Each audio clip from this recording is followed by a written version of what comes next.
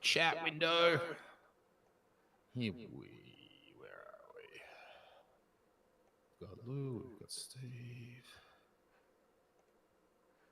Oh, it also,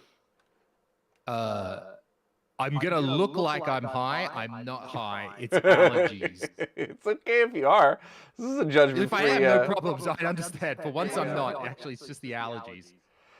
You know, I never had allergies my entire life, and a couple of years ago, I started to get freaked out because I was like, oh man, you know, all my friends in high school told me if I kept doing mushrooms, this would happen someday, because I felt like I was just legit tripping. And then all of a sudden, like, it just hit me after 2 days of it. And I called my cousin who had allergies his whole life. I was like, dude, describe to me what happens when you get allergies. And he's going through, he's like a little disoriented. I'm like you're tripping? He's like, a little bit. I'm like, oh, thank God. So yeah, I didn't know it comes from mushrooms and shit. It doesn't. No. All I had was allergies. But I was like, I've never had allergies in my life. So I was like, well, how is this coming out of nowhere? It can't be allergies. It must be something else. You know, what are your symptoms? A little bit like I'm tripping. Well, there you go. Nope, it was just allergies. Yeah, I've got them. I never used to have them either, but now I've got to put the I just tried to put whatever drops I had left in my eye, and I'm taking a couple tablets every day. So look, and I'm real happy that spring is here. So I'm not complaining. Well, Tony, thank you so much for opening up with the super chat. Super nice of you. That might go to fund my nose spray and or whatever else. Maybe I'll get the drops that Lewis is talking about for allergies. Yeah, I'm getting old. I need glasses and I have allergies. How much does that all suck? All right, Stefan's here. Yeah, thanks, Tony. Tony's hanging out. That's nice. Oh, there's an echo? All right, hold on. Let me walk over here. Lewis, say something. See if there's still an echo. I don't hear the echo myself, but again, I'm coming down a different...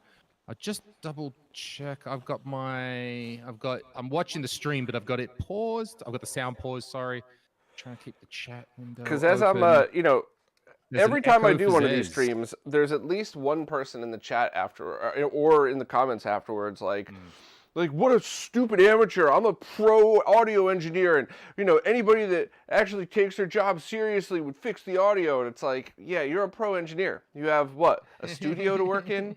You have like a set of hours. Good luck trying to figure out how to change your environment every time you stream and be able to walk around and use OBS to do it, where you're trying to deal with PC conflicts, mic conflicts. Yeah, no, it's not that easy. It's much easier when you have all pro equipment. So, yeah.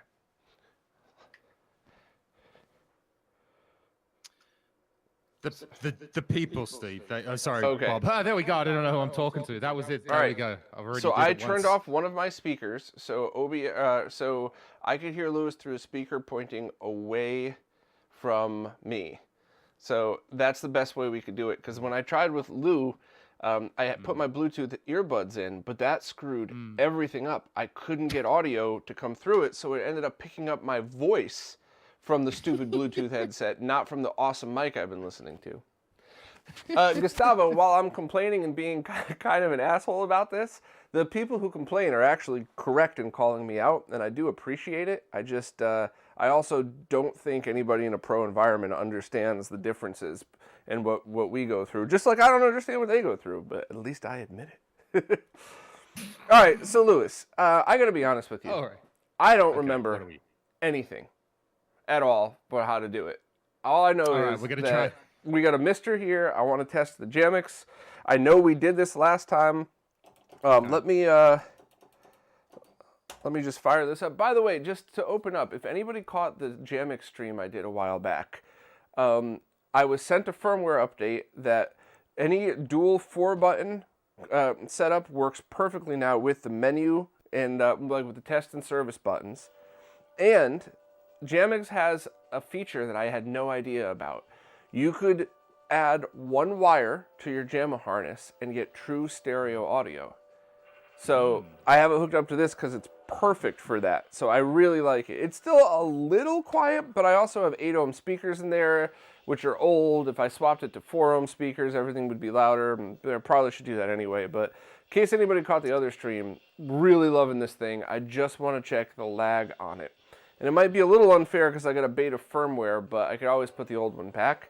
But as far as I know, they haven't cracked the dual 6-button plus service and test plus flipping the wiring harness thing that I found from last time. So not the world's biggest deal, but they're on it, which is awesome. So maybe by the time they go up for sale next time, then everything will, I just realized you're not able to see this, sorry. By the time it goes up for sale next time, we should be able to have all of the things configured. So I'm loving it so far. So far, it's been the second best face is JAMMIX over connector. the screen, Bob. Say what? My fat face is over the screen. You've got my little camera. It's on fine. that side. You can see it. My only purpose in doing this is that, yes, we could absolutely see that everything's working, sounding good. That's fine. Okay. So Sure. what do we need then? So, Yeah. all right. So Steve, take a step back. We've got the sir. the JAMMIX. Hold on a second. That was the tube that Steve and I tested in those consumer TVs that turn out to use arcade monitors in them. And that is going to be mounted in this as soon as I could import Cruz up here from Brooklyn to do that with me. So, good eye. All right. Okay, so we've got the JAMMIX adapter. If I understand, first of all, to take a step back for everybody, we've got a Mister. We want to connect the Mister to a arcade setup, which has a jammer connector, and so the JAMMIX goes between the Mister and the jammer connector to allow you to put your Mister onto a regular arcade harness. We started off correct, Bob? Okay. And also, we have, that's not it. Hold on a second. We have here, somewhere in here, the lag test kit, because we're going to be adding these results to the website after we're done. So, Oh, good. Yep. Oh, from last time. Nice. Yes. So we have So, 2 USB cables, and we have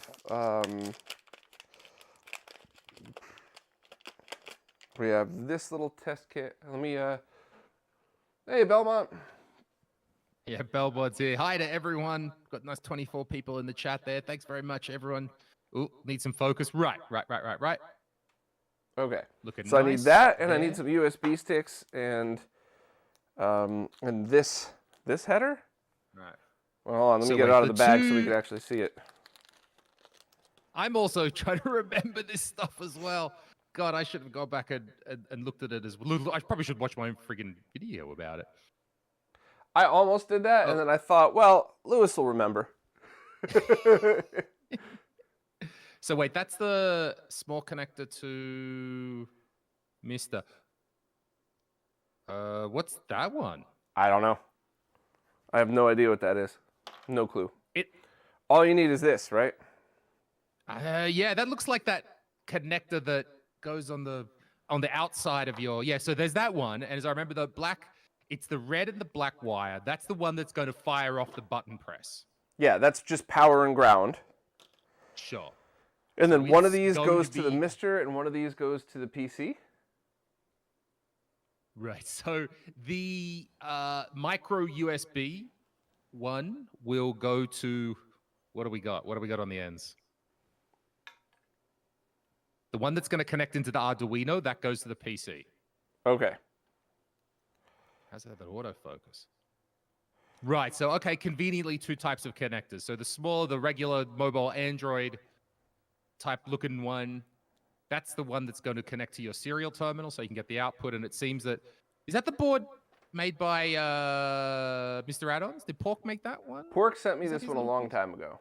Yeah. And this is to now make it a only bit my easier second to- time using it, so my honest apologies to Pork. I had planned on using this on a regular basis, but we all know how that freaking goes. So the other one with the macro USB, no, mini USB it's called, the big old fat one, the one that's on DualShock 3 controllers, that one will go into the general I/O port of the Mr. I/O board, and that's what's going to complete the round trip. So the theory says that the red and the black wires will be firing off button presses.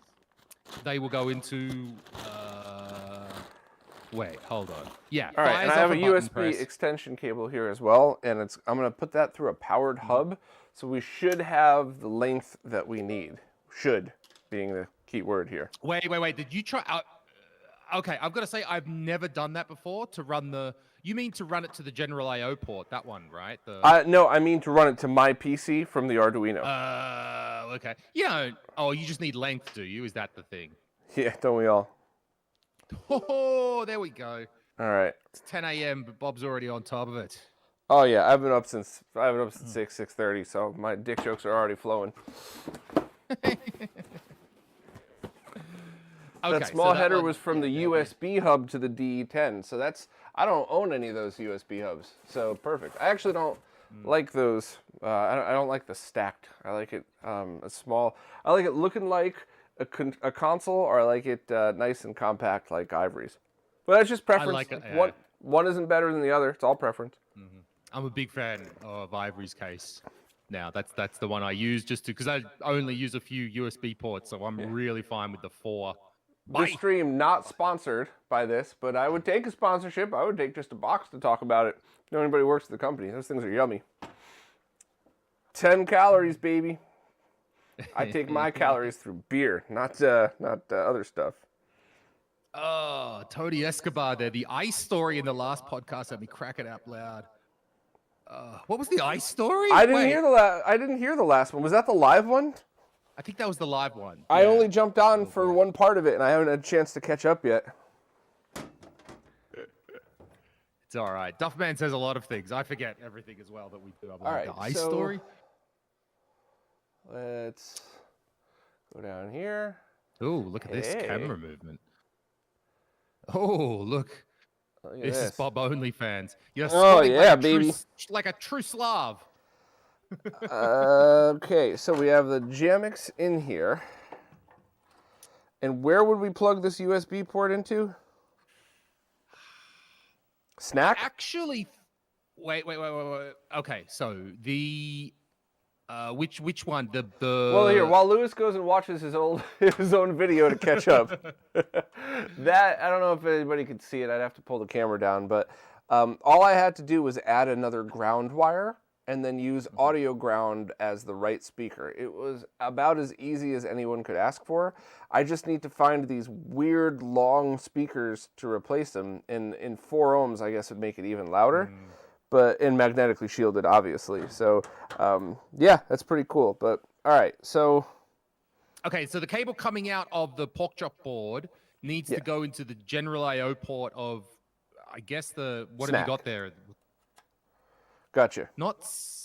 I guess where the snack adapter would usually plug into. Yeah. Yeah. Okay. All right, that goes there. But now you're going to have to wire up the black and the white to a button. Which is super easy because I have pretty quick access to Nice. right up here. Or rather, pardon me, the 2 wires that plug into the button, these 2 wires will replace the button? Nope, solder's right on it, right?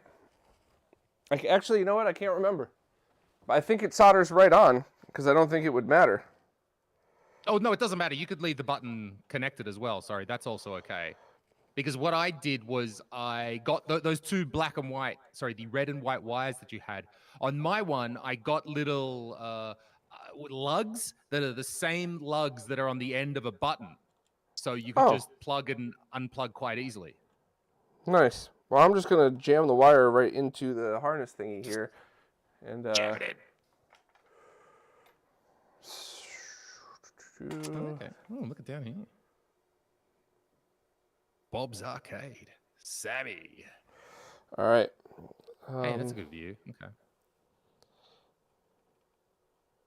I mean, we'll obviously find out pretty quickly if this is making a connection or if the wires pop out, but it's a good start.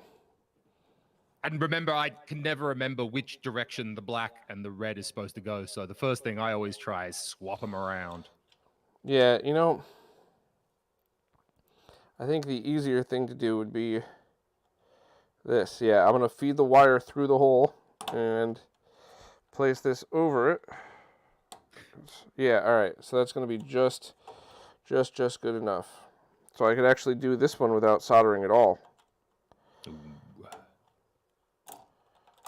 Okay, and now we need Arduino software installed, correct?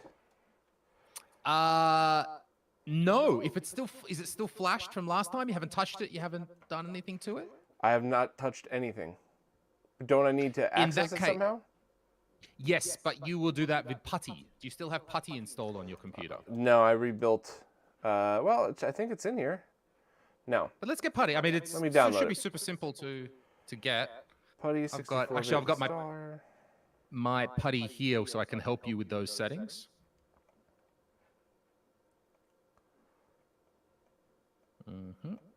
Because if the software is already on the Arduino, then we just need to connect to it with the putty serial terminal.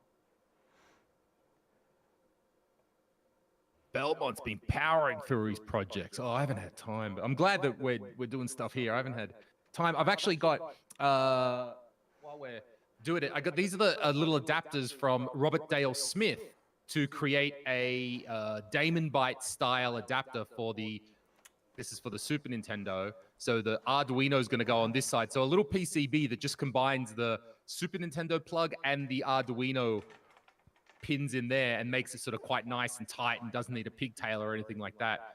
Robert was very kind to send me a couple of those PCBs, and I've just got to, it's the simplest thing, but I've just got to solder on and get that going. Yeah, I haven't had time to listen to that podcast yet, but I'm looking forward to it. You know, it's funny, whenever I hear somebody that I just think's a cool person, I'll listen to multiple podcasts with them, and obviously some info is going to overlap, like how'd you get started, how tall are you, whatever, all stupid shit. But like, it's still interesting, and different interviewers and podcasters, whatever you want to call it, always ask different and unique questions. So it's pretty cool. I'm looking forward to listening to that one. So what was the other? Cool, didn't I have to run an app on this one as well? Right. So you need to open up a particular core, which is the modified NES core. That's going to be interesting because this is the wow. This is going to be a fun one. I'm not making this very easy on you because that is the Vert Arcade only script from Alex Upton. So we could launch a core through SSH or Putty, right? Can you? Well, so you can't go back to the main Mr. menu? Not with this. This is now the main menu. That's that. Okay. Well, I could probably drop a core in the arcade directory and launch it from there because it hides everything else. So. Oh, okay. Yeah, try that. Try that. So we. All right. Do you have the link to that core? Just pulling it up now. Mr. Lag Tester. FPGA. Some dickhead called Lewis made a video. I'm going to go refer to that. And we're finally here. GitHub project. Wait, pubs. Did I write down the wrong IP address here? I'm pretty sure I did. Yep, I did. All right. Let me go download zip. I can't tell you how many times I'm like, man, I think I've done this before. I just don't remember. Let me look up the answer. And the answer is a post that I wrote, like detailed, that I probably spent a full week on. A good validation of your work then. I guess. So let's pull that up. Do you want me to just send you the file via Discord? Sure. Yeah. If you have a link, though, we could drop that in the chat just for people to reference. Oh, yep. I'll do that as well. I'll drop the link. All right. NES lag tester. Got it. I'm just copying this over. I'm not showing my desktop for this because it's about as basic as it gets. Yeah.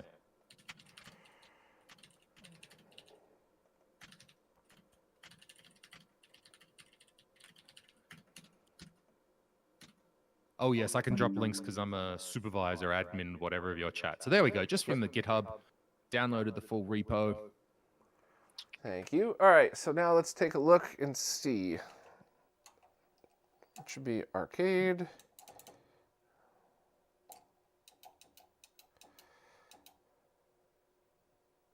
NES lag tester. Let's see if it loads. So the idea, the modifications made to this core, it's basically the same. You have to, it's basically the same as the NES core. So any button press will fire off the signal down the GIO port back out, down the snack port back out. So the only thing you need to do is make sure that that button that you've wired it into, it has to be mapped to something. So I have to map it, but I don't do anything else in this core. I just have to map it, correct? Just have to map it because, and it's actually quite good that you've hooked it up while the button is working because that gets a little fiddly if it's a separate thing. So just make sure that button is mapped in the core because that is the button that the thing will fire off, and any button will trigger a signal back down the line.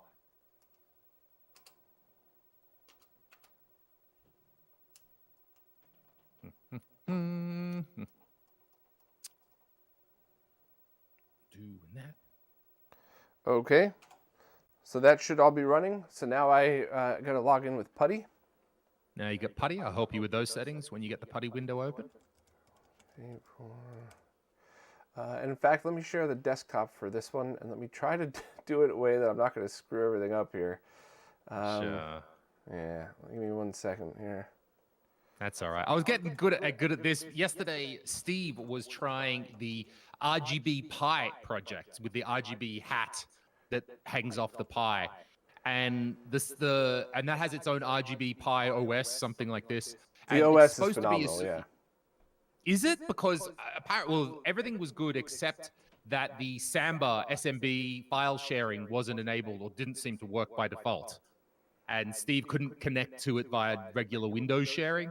And, interesting. All we had to do in the end is I looked through the docs and I saw that it did accept SFTP connection. So we got him a copy of FileZilla, made an SFTP connection. There's apparently a standard username and password, and then you can FTP files over to that thing. Awesome. I would imagine the RGB Pi software I always thought was great. The hardware keeps, like, I've bought 2 or 3 of them. They never sent me any for free, and all of them have died at some point or another. They're not compatible with certain switches. It's very weird. And their Discord is one of those places where sometimes you go and you ask an intelligent, polite question, and there's 4 responses. Fuck you, eat my balls. Actually, you should try this INI file. Maybe just do this. So you have to just sit there and ignore all of these idiots talking. And there are some really patient, really wonderful people there, but they allow the other shit to happen. So it's like, I told them I'm done. I'm not ever logging into your Discord again. And your OS is great, but You need to open up suckmyballs.ini. That's the file, bro. Yeah, it's frustrating, but all right. So we're in Putty. I got my IP address. First of all, connection type serial. Connection type serial. Okay. It says SSH is selected. Now select serial. Now I'm not sure which COM port it is. Maybe I've got COM 4. Let's look up in. You will do this in check the in my Windows device manager. Device manager, correct. God, how do you even find device? Oh, it's somewhere. COM 6. Yeah, dude, I've been doing IT since fucking birth, so. Yeah, IT since birth, but you can't work friggin' WordPress, can you? So how? No, I hate it. WordPress I bet you it was designed by Linux people. Any Linux people in the chat, you're probably smarter than me, but fuck you. Okay, so we need to set the speed as well, where it says COM6 and then it says speed. Oh, wait, Belmont just said the classic Discord comment. Have you tried Alt plus F4? I love it. Well said. All right, what's the speed for this one? Speed is 115,200. Hey, Tux. Nice. All right, where are we going? We got that up. Now, next thing, just to make a little bit. So next thing we want to do is the output that comes to the screen is basically the CSV file that we're going to then stick into Excel or something later. So what we need to do is send the output to a file. So come over left, logging, log all session output, and then select the file. Just desktop's fine, yeah. All session output, and just something to your desktop. Okay. And the last thing, I think that's it. Now go back to, now what we'll do is save it, because otherwise you'll be doing this every time. Go back to session, type in save, where it says save sessions, type in Bob is a big duty head, click save. Okay. Now we just hit open. Cool, you can always bring that up later. So we've got right. Now the thing is always which bit, so the order is, we've got the machine, we've got that set up. I would now, like, have you already plugged it into the computer? I would connect and disconnect that to the computer, like refresh it, you know. Unplugged. Yep. Plugged. Should I also Nice, reboot nice. Putty or just? No, that's all right. All right, and hit open. Yeah, see what happens. Anything? No. Okay, well, first of all, not all is bad because we've got the first line, which is read delay. So maybe the wire's just not making contact. Could be, or they're wrong, or you got to swap them. Oh, yeah. Yeah, that was it. It was the wire, huh? It could be that not making contact, but sometimes it does. Unless it's like just fully down the screen, it's craziness and you have to try again. So I would, yeah. So the thing is that once you get the wires connected properly, you need to pull out the Arduino, plug it in, reconnect with Putty. It doesn't sort of just work to connect them up, or it won't be good results anyway. Okay.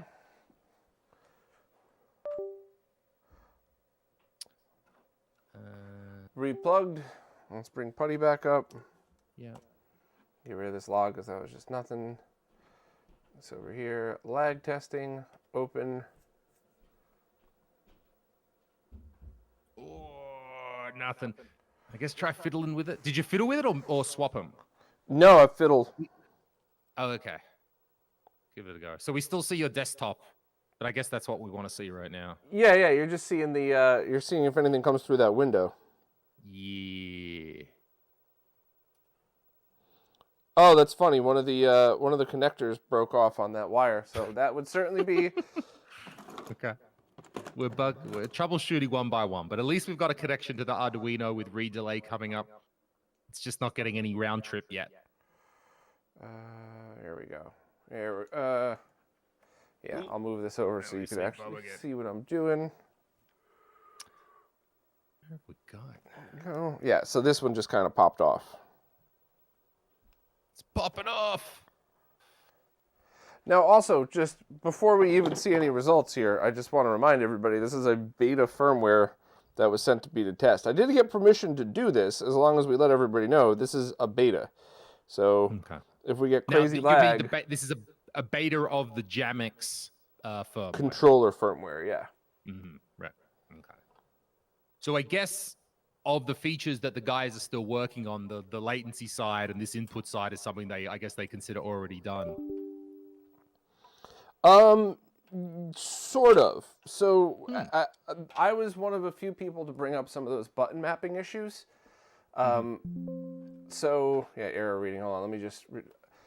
So they wanted to go back and check it, but then anytime, as any fellow nerd in the chat knows, anytime you go to make a change, you risk changing something that affects latency, that affects performance, that, accuracy, whatever. So they haven't checked any of that yet. However, I'm not really worried. There's if you're on the original firmware, it should be 5 milliseconds or less of latency, and the more players you have hooked up, that should also be a little different. All right, so I'm just double checking. Ground is ground, and so that one black is definitely ground. And let me get these wires in. I'm gonna try to do it without soldering it in, but gotta do what you gotta do, I guess. God, I'm trying to think where I put my kit. I don't even remember where I put my wires. There's some. Oh, maybe they're under here. Anyway. Yeah. So I know this is cheesy, but I'm going to try this one more time. Just connecting these wires through the holes like this. Just because I'm lazy. And because it should work. There's no technical reason why this shouldn't work exactly the way we need it to. Mm-hmm. Yep, I try those, and then I try swapping them as well. And then we'll see, go from there. Okay. Plugging it in. All right.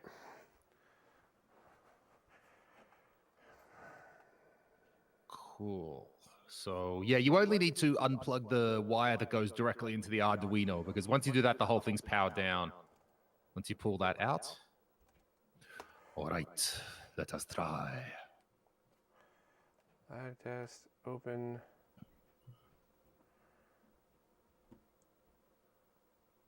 That's really odd. So we're getting the correct read delay thing. So that's definitely a thing. And we wouldn't be getting that if there were any issues connecting it to the PC. Correct. Oh, wait, there we go. Oops, something. Are you fiddling with the wires to make it do that? I am, yeah. Another thing that you can do, Bob, just as a bit of sanity checking, is rather than plug the 2 wires in, what I was doing just to double check I was getting somewhere, was like just touching them together. And when I got a read off that I'm like, okay, I'm getting somewhere. But we are getting somewhere here as well. Yeah, but those results don't look right. This looks like something. No, else. absolutely not. That's definitely something's happening, but that's definitely not correct. So if you touch them together, looking a lot different than I remember. Yeah, Bob's looking more handsome. You cause fuck yeah, he is. It's the takeover. Bob sounds like some sort of Crocodile Dundee knockoff now. Straight. All right. So what I'm gonna do, I just rebooted this thing. Rebooted just the Arduino. I think one of the pins may have touched the metal side, so let me reboot this as well. And let me touch the pins together, like you said, because that should result in like a 0 rating or something, right? Something. It's confused me All a right, lot. read delay. So the 2 wires are now touched together. Nothing, right? Okay. That's shitty. Have you just straight up swapped them? No. I'm gonna do that right now. Try that. Straight up. That's a knife. Oh my God, I love my accent. Knife. Thank you to everyone joining us here in the chat this morning. I love these streams that Bob does, showing the work, showing the time that it takes. I mean, it's miraculous that we've got this far this quickly, I would say. Yeah, but it's odd that it's not working. So I'm going to reboot everything, including the entire MiSTer system, and go from there. Oop, there was something popped up. One line. It was right when I hit the off button, I think. Yeah, so something cycled through. Is there... Hey, Bob, Yeah. when I watch this stream on your Discord, I have very low resolution. I can't even make out the text. Oh, sorry. Is that a Discord thing, or...? I have no idea, but... That's all right. I mean, I could sort of... I'm like a blind person without their glasses. I could sort of generally see when lines pop up. Yeah, it looks fine on YouTube. Just for me, it's got probably about a 10-second delay on YouTube, so... All right, so I agree. The stream looks great.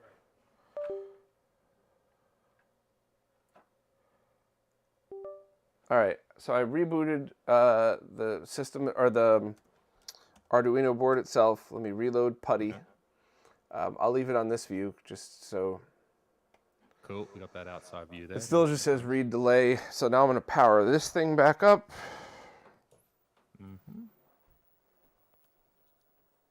Okay.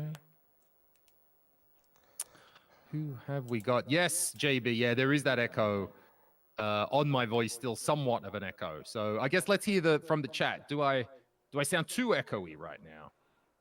Yeah, I'm pretty far away from the speaker. Bob doesn't know how to use Bluetooth headphones.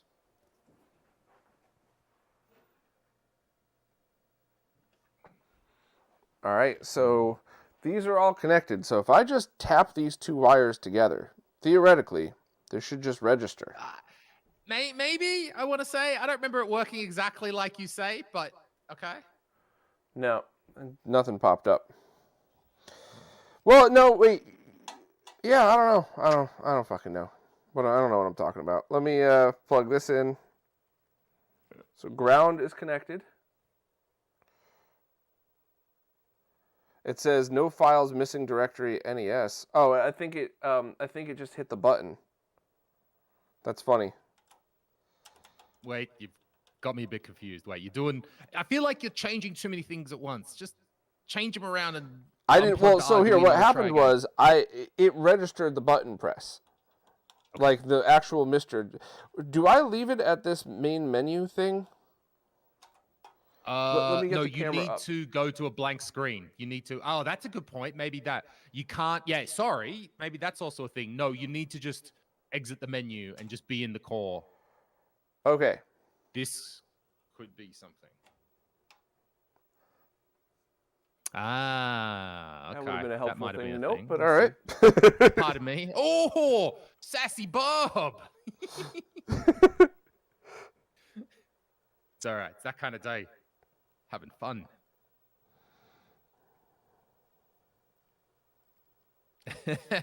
Steve says he's been getting DMs from the 8-Bit Esquire about scoring a PVM for 1 yen on Yahoo Auctions. All right, we got to see what's going on there. Not even the Japanese are that bad. Come on, 1 yen? So I got the same thing as last time. It just spurted out a bunch of random numbers that don't make sense, and it stopped at 11. And if anybody remembers the last stream, it goes for hundreds, thousands, whatever else. So, yeah, shit. I mean, we could try doing the RetroBit controller and go back to this. We could. Let's. I guess let's double check. Now, first of all, wait, no, it started going again. So.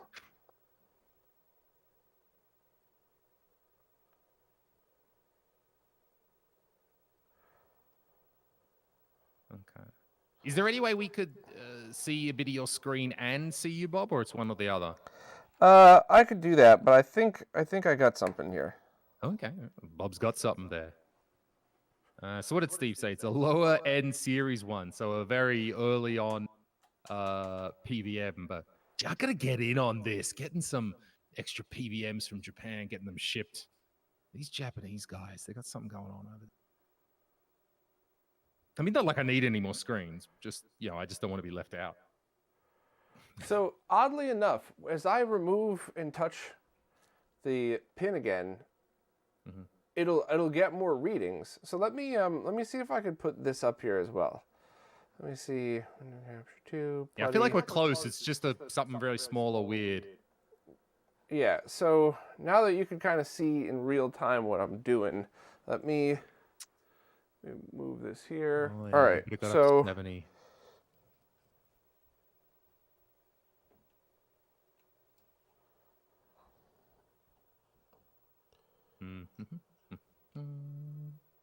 You see how it'll go for a couple and then not?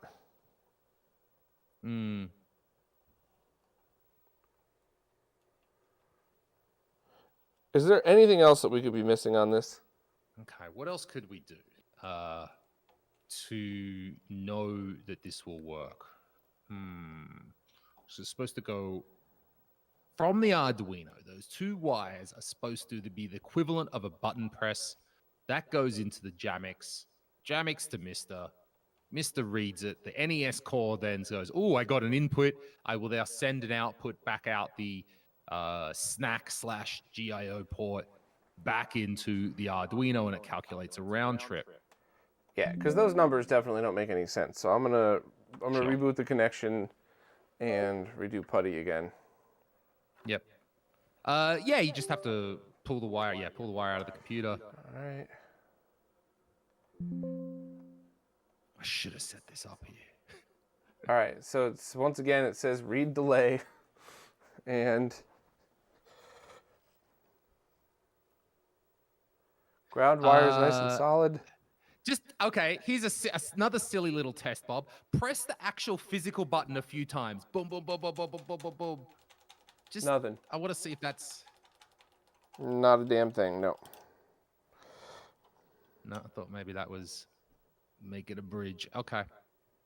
So, as you can see, like, as I touch and release, that's when I get... But not if I hold it in. Wait. Well, okay. Think about how a button works, Bob. When you press a button down, it creates a connection. When you release it, it takes away a connection. So button press, button press, button press, button press, button Yeah, press. but this thing is supposed to do that automatically.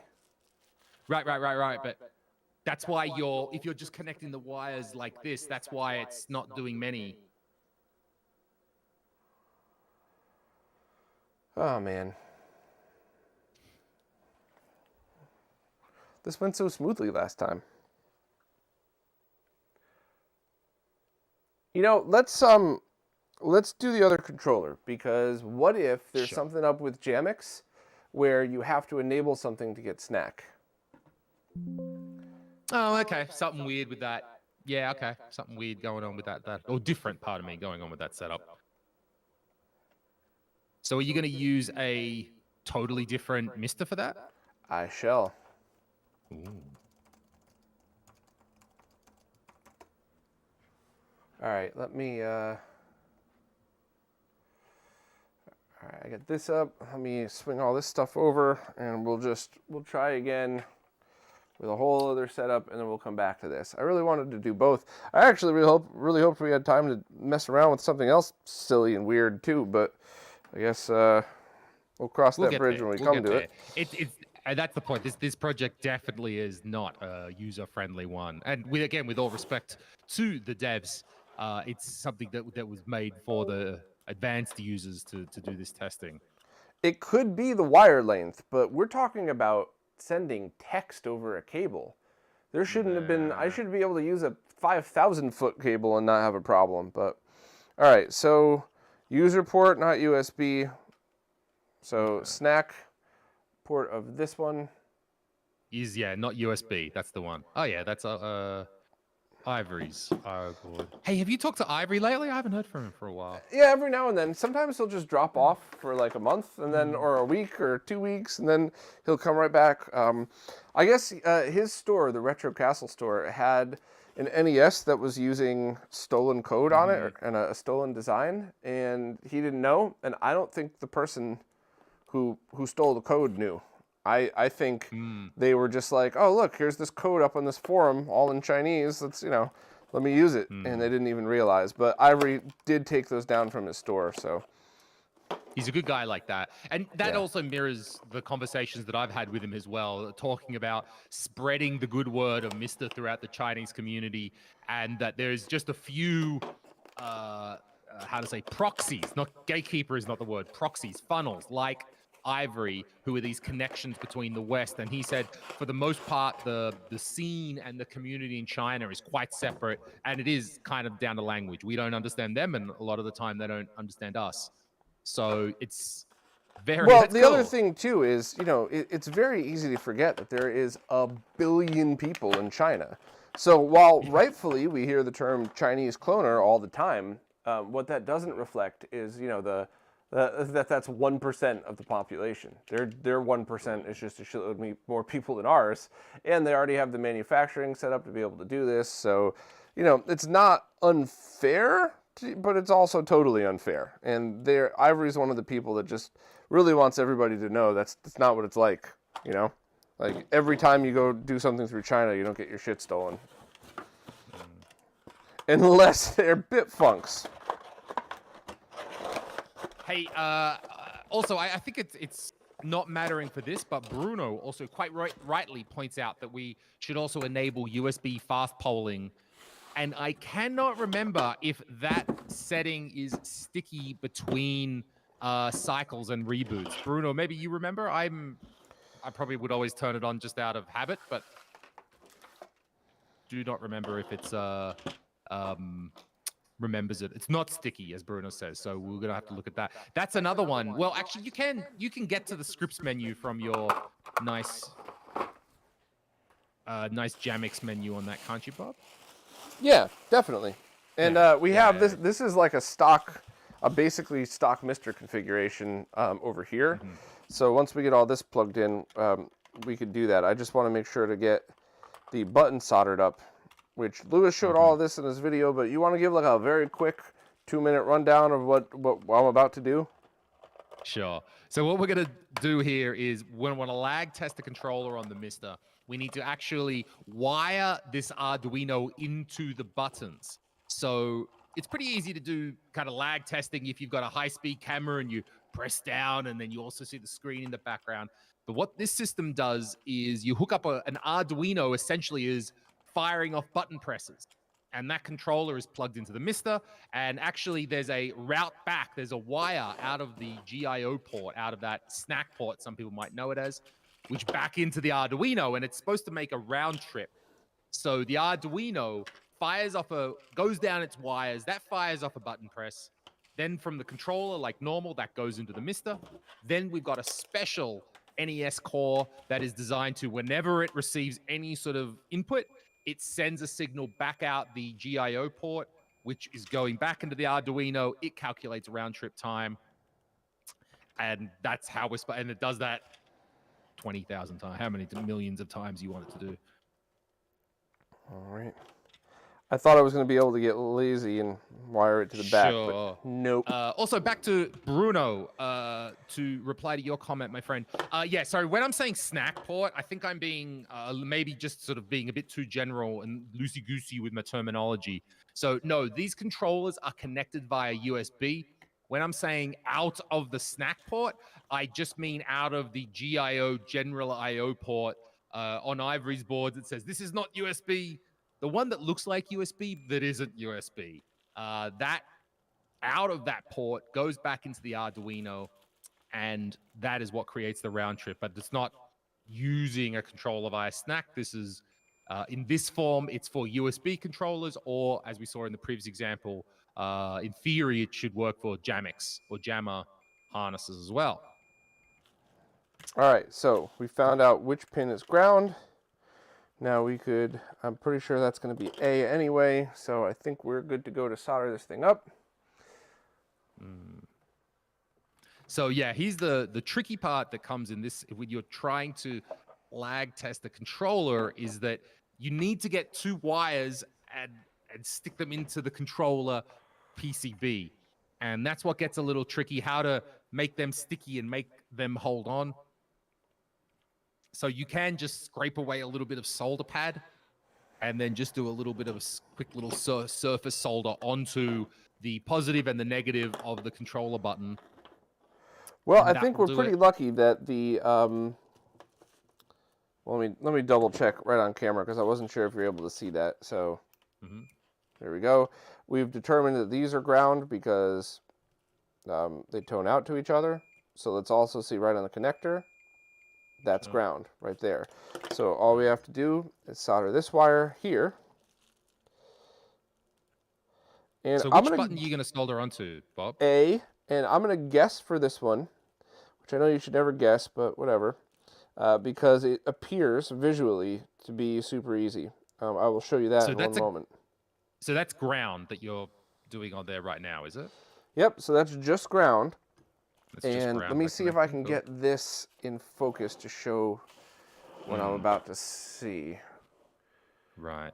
Not sure if it's focusing, but it appears that the A button is this breakout pad right there. It visually looks like it, and I don't know. I mean, I'm going to take a gamble here, but like that's a pretty basic thing. So the other, that makes a lot of sense. The other thing that I discovered after I made my video, as you quite rightly pointed out, Bob, is that it could be also easier to solder onto a shoulder button, not a pad button, because you've already got a nice little kind of sticky thing to connect onto. Agreed, but somehow this button breakout is just right here, making it super easy. Yeah, so let me turn that off. Oh, look at that. Strong, sturdy. Very good. All right, and I will move the Mister over. Chat. Hey, everyone. Master Safer is a new member. What does that mean, Bob? What does new member mean? They're a new member of your YouTube channel? I think they may have joined the YouTube subscription service. So thank you very much. Much appreciated. The only complaint I have about the YouTube subscription service at all is it is my very strong opinion that if somebody pays for a monthly subscription service, they should not have to watch ads, but that is not the case. So okay, so they still see ads on your channel. Yes, which I personally, just my opinion, think that's total bullshit. So my apologies that you don't get ad-free, but you could take it up with the YouTube people. All right. Other than that, though, I mean, it's, you know, much appreciated. All right, let's see what we got. I don't have a wire. Where's my wire? All right. So we're going to need to add that file again. Oh, the lag tester RBF, yes. Yep, and nothing else, right? In theory. Don't forget fast polling, as Bruno pointed out. I am going to also leave this extension cable plugged in, and we could always remove that after, but I feel like if it works on this, it should work on everything else. To me, this is definitely one of those fiddly projects that it's really good to get a baseline first, like get it working on something or other, verify it's working in the simplest scenario, and then add from there. So it's good that I think it's good we're trying it on the pad. I think there's got to be something, there's got to be another reason why it didn't work so easily, because when you and I were doing that testing last time, when I tested Mr. Cade on the same cab, it was like 30 seconds worth of work. All right, so I need the NES lag testing core. Where's that? Here, all right.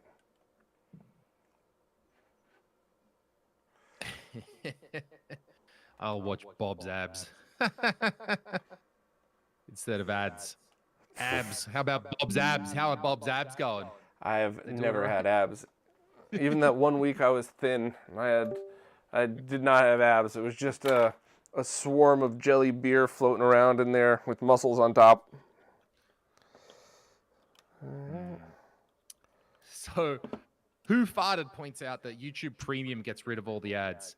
But I was wondering around, I was wondering about who, like it's in a lot. How much is a YouTube Premium? Isn't it like loads, like 20 something a month? I don't remember. It's not crazy, but why? I just don't think people should have to pay twice. It's just, just my opinion. All right. Hey, so Jason Guffey's in the chat as well, Master Safer. So I guess I can explain that little story if you do it while you're doing that, Bob. Then sure. I'll talk about what I'm doing with Jason. So Jason wanted to get a very specific video scaler. I don't know. It's old pro hardware. I'm not entirely sure. He uses it on his FW900. Some guys in the scene are saying this is the one to get. Very obscure to find. And I know Jason reached out to you. So it turns out that there's 2 sellers in Latvia for this device. I don't know why. I don't know why particularly there's 2 in Latvia, 1 in Switzerland. We're not sure. However, to get the, so Jason, through Bob, thank you very much, Jason reached out to me and I thought, hey, this is a fun, because I'm in Estonia, which is the next country across, and I'm able to get pretty cheap ground shipping from Latvia, and it's with local stuff, so we know it's all legit. So Jason reached out to me and I thought, hey, this is a fun project. The device itself is going to cost about $80, $90, something like that. I think the shipping to me is going to be about $10. And then if I understand, it's a pretty small device, so I'm going to get it, maybe make a video, do some stuff on it, and then send it to Jason. And I think it's about 25. Yeah, Jason, I got to reply to you, mate. Reply to your email. I think to ship that to the US will be about 25 extra bucks. So all up, it's about 35 to get it to me and then get it to you. So we're going to try this. It sounded like a cool, fun adventure, something random that I can help out with. So we'll be doing that one soon. Kind of hard to define these buttons after I've already taken the thing apart. Yeah, oops. That's the thing. That's why your JAMMIX setup, or the arcade one, was a little bit better because you can still press it. But yeah, you're gonna have to get that. You got to get that little pad and a little latex thing and push down or something like that. That's exactly what I'm doing. So as long as the A button, that's the main one. I can't. No, can't make it. You know, I got an idea. Why don't I just use this connection to jump the A to B here? Bunk, does it? It still says A on screen, right? Right, which means it hasn't registered a button press off A yet. All right, 1 sec. I got an idea. How would you... Oh, a wire just to connect them? Yeah, I was going to use a wire, but then the one I was using is covered. Son of a bitch. All right, 1 sec. 1 sec. It's always something, huh? Always something. I got a Always paper something. clip for this exact reason. Yes, a paperclip will do it, something like that.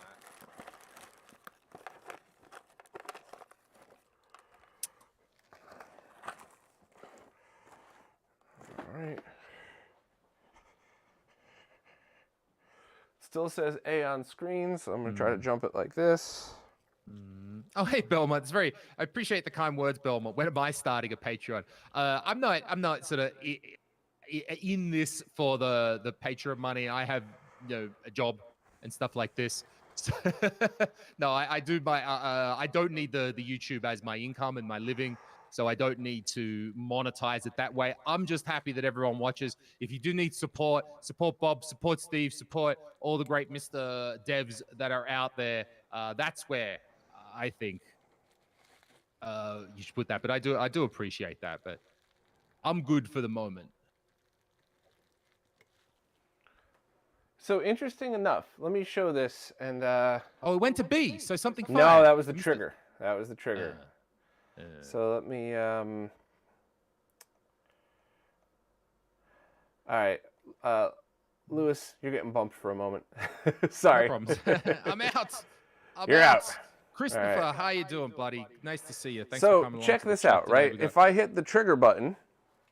Oh, I wonder if The trigger. What do you mean by? Oh, the shoulder button. Okay. So Well, I have this unplugged. the shoulder button will fire it because it's a button press. Right. So that worked. Now that says. All right. So. Let me see, Bob. This is why it's good to solder it to the shoulder button because you can still press the button. So here's what happened. Because this cable was plugged in, that's why it wasn't registering the button. That's interesting. Yes. Okay, so let me just do this again, and now this is going to be a 2-second thing here. So it's one of those ones. Now you say it, I remember it. I'm like, oh yeah. Find NES buttons. Like something that happened. Right, left, down, up. Now press A. So we're just going to move over here and press A. That worked, right? Press B. And that's all we need because we got these two things done. So then we just hit start. Yep. Do we want to? There we go. Right. You don't need the rest. You can just cycle through it with the whatever the Mr. Button. Yep. So now I'm going to be plugging this in. Okay. I've got to say, actually, if I had my a small wish list for the way this could be updated, it would be real nice if there was something visual on the screen from this NES core. Yeah. All right. So now just let me flash or something. Let me open up Putty. And how you doing, Matt? Yeah, Bob's got cables everywhere. We're soldering, we're testing lag, testing controllers. And it still says read delay. Right, what do we... Okay, read delay. Right. But it should have just started, correct? Reset the Arduino. Okay. And correct, it should just... Hey, Scruffy! Good to see you, my friend. Hey, dude, what's up, Scruffy, I've got to go back to that FDS video of his. I still haven't gone back.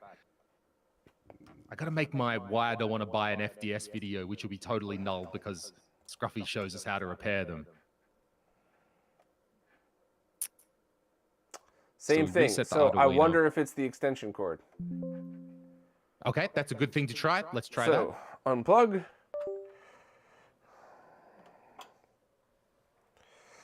We're going through a USB hub with this, but I think I would be able to finagle it over if we wanted to go direct. I honestly think that shouldn't be a problem because this is the, if you're using a USB hub from the Arduino to the computer, I would be highly surprised if that was the problem. Highly surprised. The next thing, Bob, I would check is, again, I would swap the red and the black wires. Let me move this up over here. Let me get this into the hub. All right. Putty, lag testing.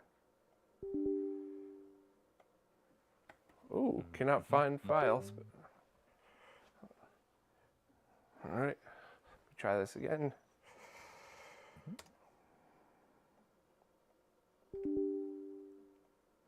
Can't find COM6. Oh, maybe it's reading it as a new device. Let me just check my device manager again real quick. Could be.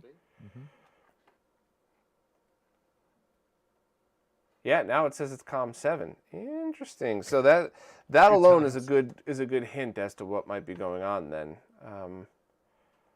Load COM. Oh, maybe. Save. Open.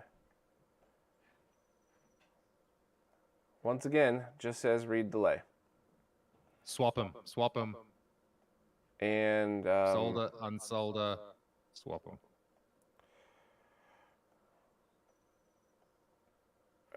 What the hell? Yeah, and this is still, it's still at nothing on this screen. So let me just bring the menu up. That's where I'm supposed to be, right? Just close that's the where you're screen. supposed to be. Yep. All right. Don't have the menu up. All right, so let me swap the cables and go from there. Yeah, so unsolder and resolder. Yeah, hey, Scruffy. So yeah, that hard off store that is in the far east of Osaka was amazing for Famicom disk systems. I still have I have about 15 or 20 minutes of store footage, like of the, you know what I mean, like going around like Jim does, going around the store with just the camera that I need to put a voiceover on. I was actually thinking, because I've still got like 10 of these store tours from Japan pre-filmed, and I've been too busy and too lazy to get around to actually doing them. I was actually thinking, because I mean, a few people do store tours, Jim and Dennis has got a few in there as well. So I was actually thinking about getting like 2 people, like maybe me and 8-bit RGB, 8-bit Esquire or something. And so rather than me just talking to the store, sort of a mini 15-minute podcast as we look at the footage, like a view thing. I want to do that, but there's definitely this one store on the outside of Osaka where the owner is clearly a huge fan of Famicom disk systems. There's probably, I want to say, close to 30 or more systems available at that store.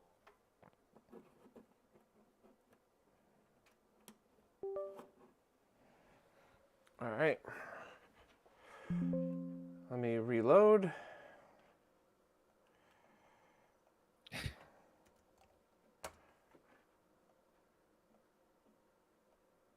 Hey, there we go. That was it. It was reversed. Ah!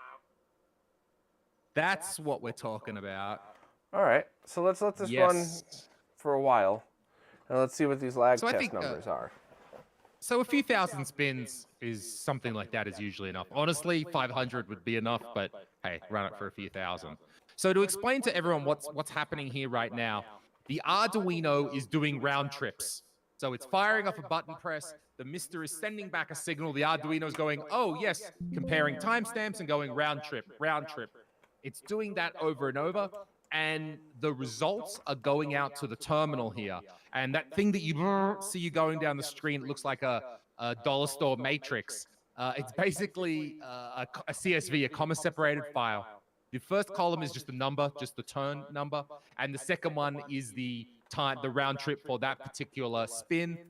And so, yeah, the idea is that you send that output straight to a file. And now this is something that you can load in Excel, Google Sheets, whatever. And now you can do your mathematics on it, your averages. What do you got there, Bob? Google Sheets does it pretty well. Wait. Or Excel, whatever you got. Wait. Even though we were told twice in the chat to do fast user polling, I don't know if I did fast USB polling. I'm 99. I would say, like, if I had to bet right now, I would absolutely say yes, we already did it. But I don't know for sure. So let me... This is even better. This is a good experiment now. And I'm going to plug the extension cable back in, too. True. Keep this log file as like non-fast polling or something, and let's look at the numbers, because actually I never did that comparison, whether how much of a difference fast polling is making. So cool, even better. Our forgetful nature may help us. All right, doing that. Oh yeah, restarting.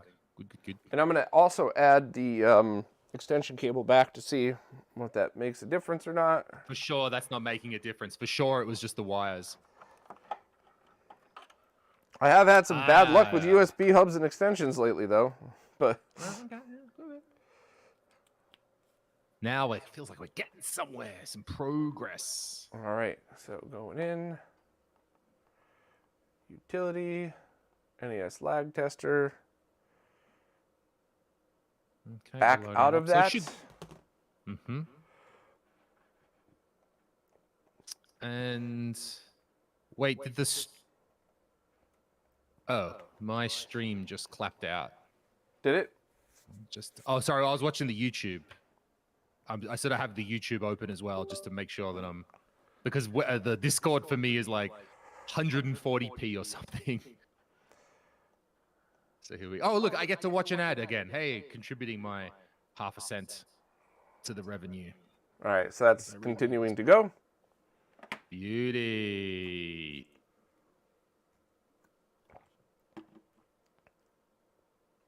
So does anybody here in the chat want to be able to drop this in for an into Google Drive for an automated thing on it?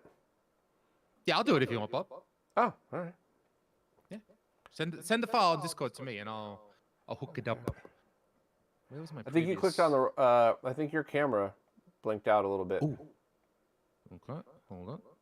Whoa, what's happened? Here we go. Turn on camera. There we go.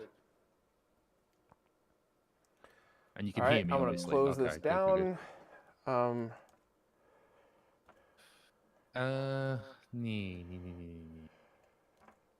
Just pulling on. Lag. Where's my previous sheet that I was using? Extension. PS1 Supergun test, Waveberg lag tests.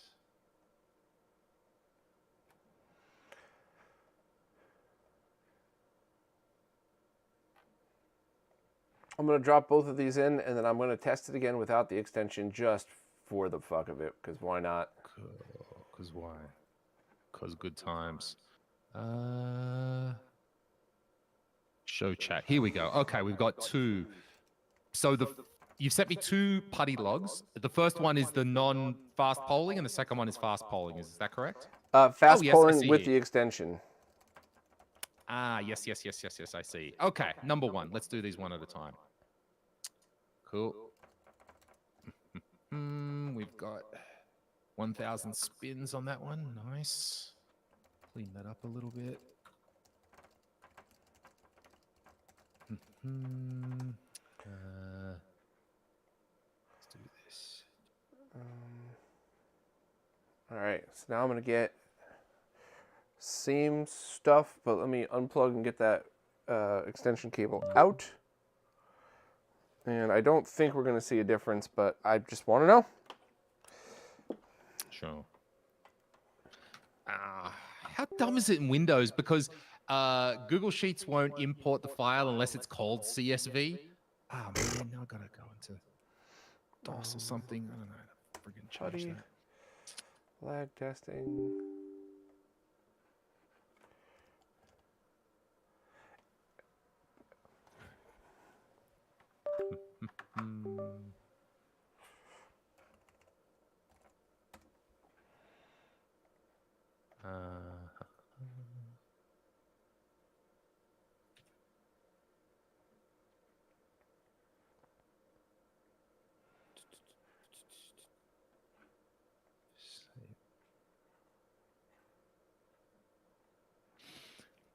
Actually, while we're on this, I know we're sort of just working on separate things here, but actually one thing I did want to talk to you about today, Bob, on the stream was some of your thoughts around the new Mystex framework that seems to be quite rapidly progressing.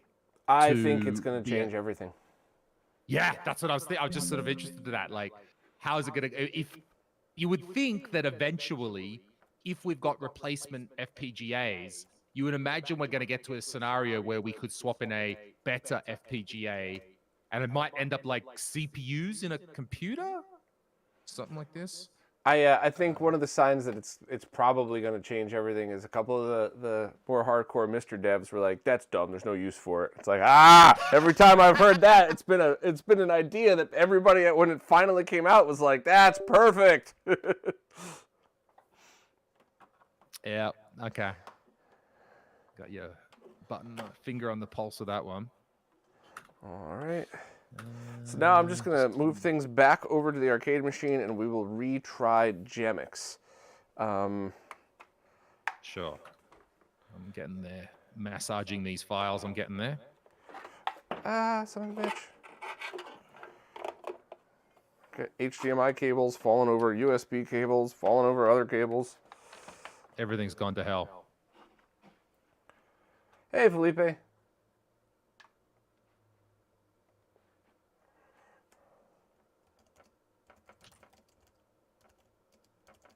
I'm trying to also be very, I'm massaging these 3 files and I'm trying to be precise because otherwise I'll lose track of the 3 files. Keep the file names consistent. And then what, you sent me 3, didn't you? And then no USB. That's great. All right, let me get my camera back up over here. Actually, I gotta, you know what? Might as well just leave it here so I could finish doing what I was doing and put this controller back.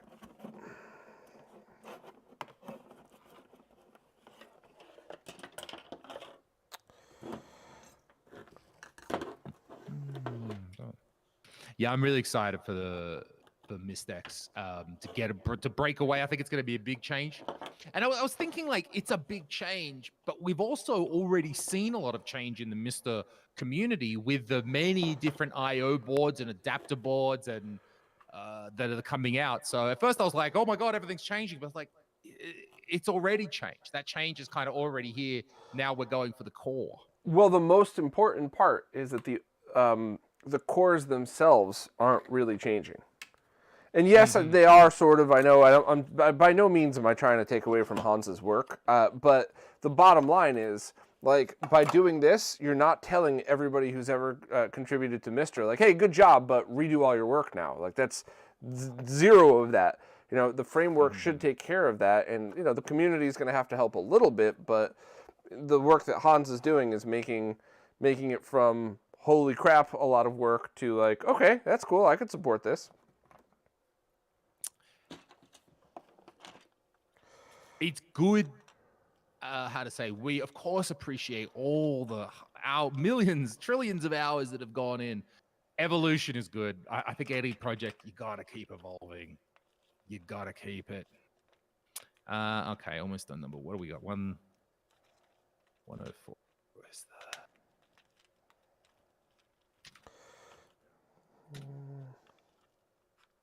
I hope this doesn't suck because this controller seems neat.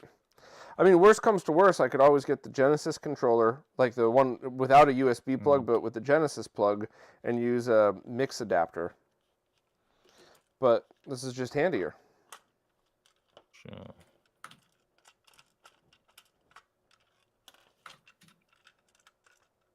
Huh. Interesting.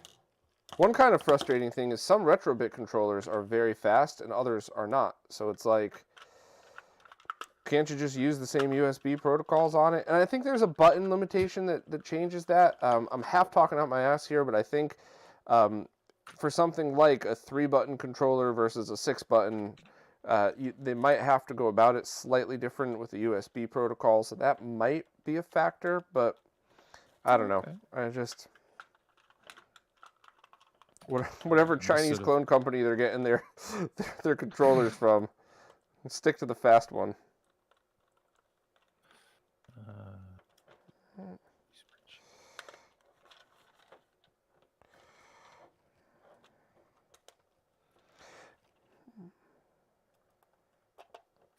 That's actually also another reason why I like to use, when possible, the front face buttons to do these testing and not like select or the shoulder button, because there might be a way, if I'm kind of half making this up, but there is some truth behind it. There might be a way to run the wires through a USB controller where one button might have priority over the other.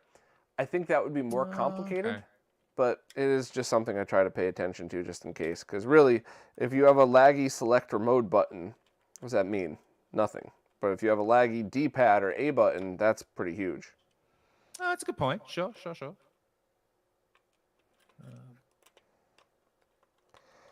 Okay, a few minutes. I'm going to have these statistics ready. I'll share a sheet into the chat, just massaging the numbers.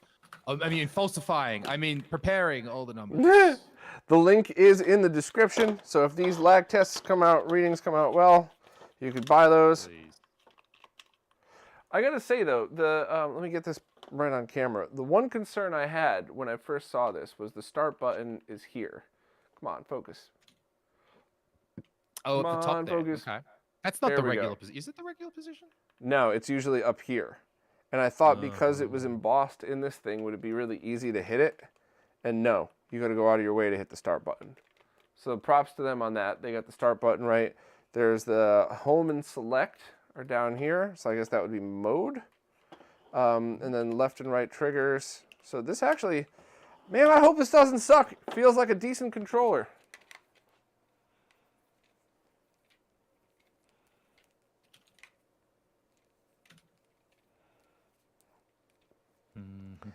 Belmont, so it always seems like they get into something just before the next big thing comes out.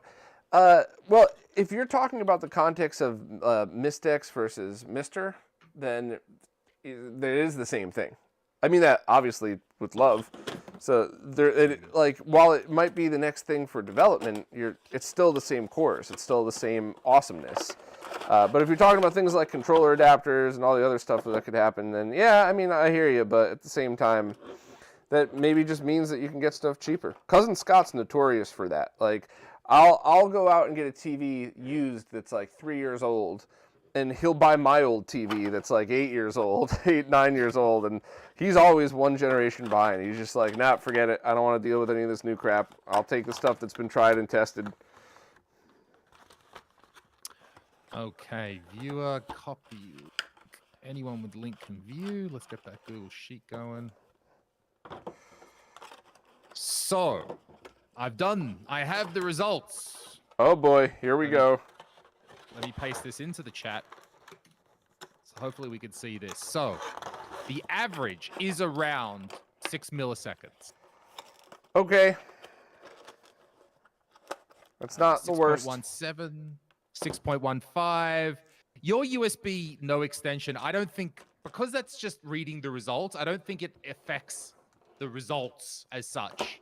So I see actually USB no extension is 6.5, ever so slightly. I think that's just an outlier. I suspect. Right, yeah. If I had let it run for 10,000 connections, it probably would have been identical. Yep. So, okay. You see the standard deviation is a little bit higher. So people can get into here and they could see the three. So the two with, actually I should update that and say no fast polling.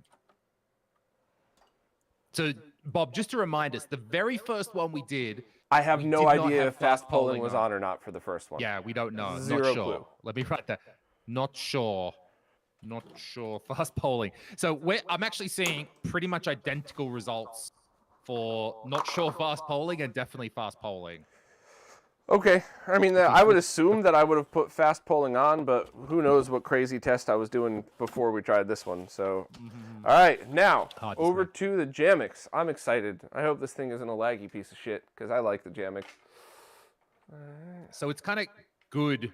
I mean, it's good now that we've baselined it. You know, this is the setup. This works. Now it's good. Now we'll go back to the harder one. Also, to be clear again, before we even show this again, this is a beta firmware. Beta. So if we see like 350 milliseconds of latency, then do not think that's what you're getting. I could try to flash the stock firmware back and see what happens. But I did ask permission to do this. They don't think it's going to be too big a deal, or if it is, at least it's going to be like, well, that's obvious, you know. If you have 14 frames of lag, I think somebody might have noticed. But all right, so we're plugging this in. Just while you're doing that, so some first thoughts as I'm looking at the data here. The average was 6.15 milliseconds. The standard deviation was 2.9, which is about average for your standard fast USB controller. So standard deviation is going to be how wild are the results? We're getting sometimes very small, sometimes quite large. How much difference are there? And this when I'm comparing to my previous spreadsheets, I'm seeing that standard deviation is very normal and quite fine. The Damon byte is better than everything, of course. But if I look at 8-bit DOE, different sort of 8-bit DOE results that I have, the standard deviation is quite good. Okay. So that means when the lower the standard deviation, the more consistent the results are. So I would say so far so good. 6 milliseconds, not bad. Standard deviation of 2.9, quite good. Controller, you know, I think it should get a retro RGB thumbs up. The only reason it doesn't is because other RetroBit controllers were faster. Okay. So I'm holding them to the same level of quality that they've already proven that they could do, which is obviously more of a compliment than anything else. So, all right, that's all connected. Here we go. In mind, when we say 6 milliseconds, that's essentially 1/3 or a bit over a third of a frame. Not 6 frames, 6 milliseconds, where a frame is 16.6 milliseconds. Okay, let's look at where we're at right now. And it's working. All right, so it was that the wires were just crossed. Okay. So let's let this run for a while then. Let's let this. Yeah, you know what? Right. I'm gonna go use the bathroom real quick, and I'm gonna make sure to take my mic off. Imagine that, hearing Bob pee it into the bowl. Stefan in the chat, let's talk through what you're saying here. So essentially, all controllers are digital controllers. An analog stick is just sort of giving you many little readings. So this is for digital-only controller, digital-only buttons, which are on or off. A button press is on or off. A D-pad left is on or off. And that's what we're testing here. We're not testing like an analog stick or something like that. So to put some more context to the results, I'm going back to my original sheet, which I'll paste into the chat. It's no problems. This is my sheet that when I was making my video, I was using this to record this. This is my previous lag worksheet. So not everything in here is gospel, but if I go back through, I see 8-bit DOE over Bluetooth had 11.9 milliseconds. My AliExpress Xbox 360 pad was giving 5.6, so very similar.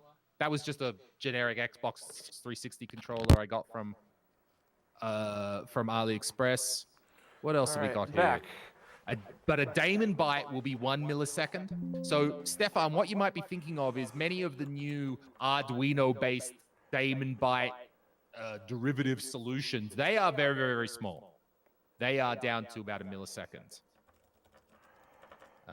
What do we got? 8-bit DOE, USB-C, 11 milliseconds.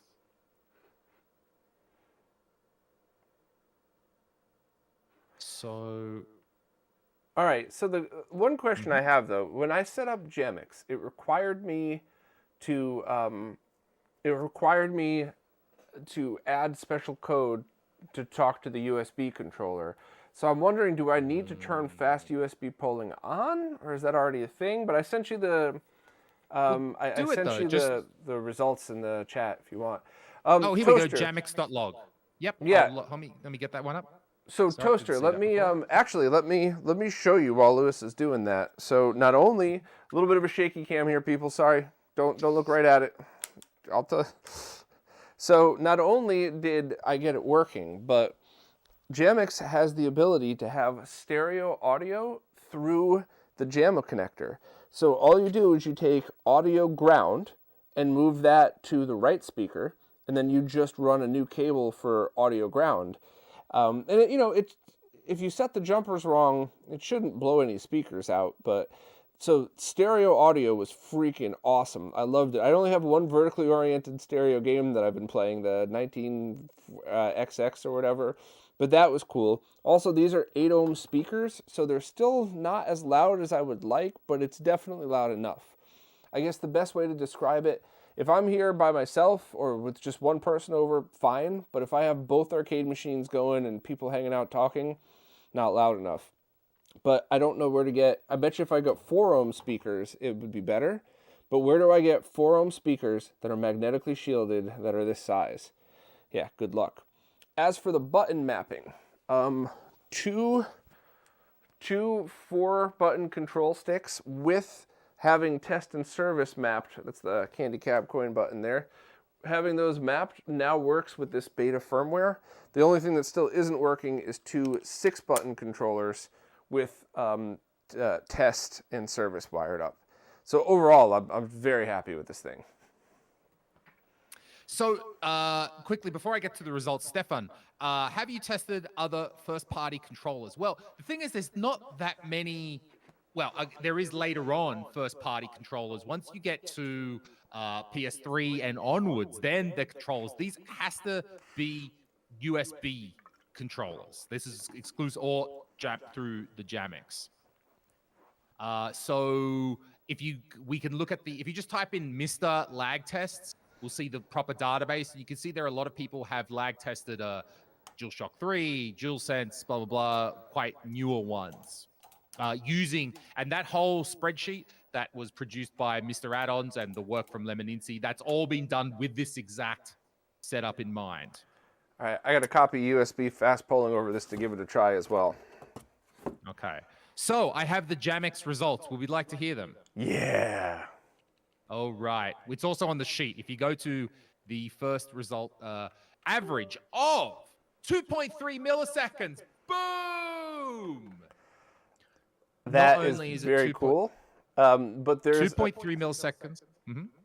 There's a few fun things to note about this, though. Okay. So that right now, by default, JAMMIX has all 4 players mapped. If they were to change the firmware or offer firmwares to only have player 1 and player 2 mapped, that would drop down to half. Pretty cool, really? Right? Yeah. Huh.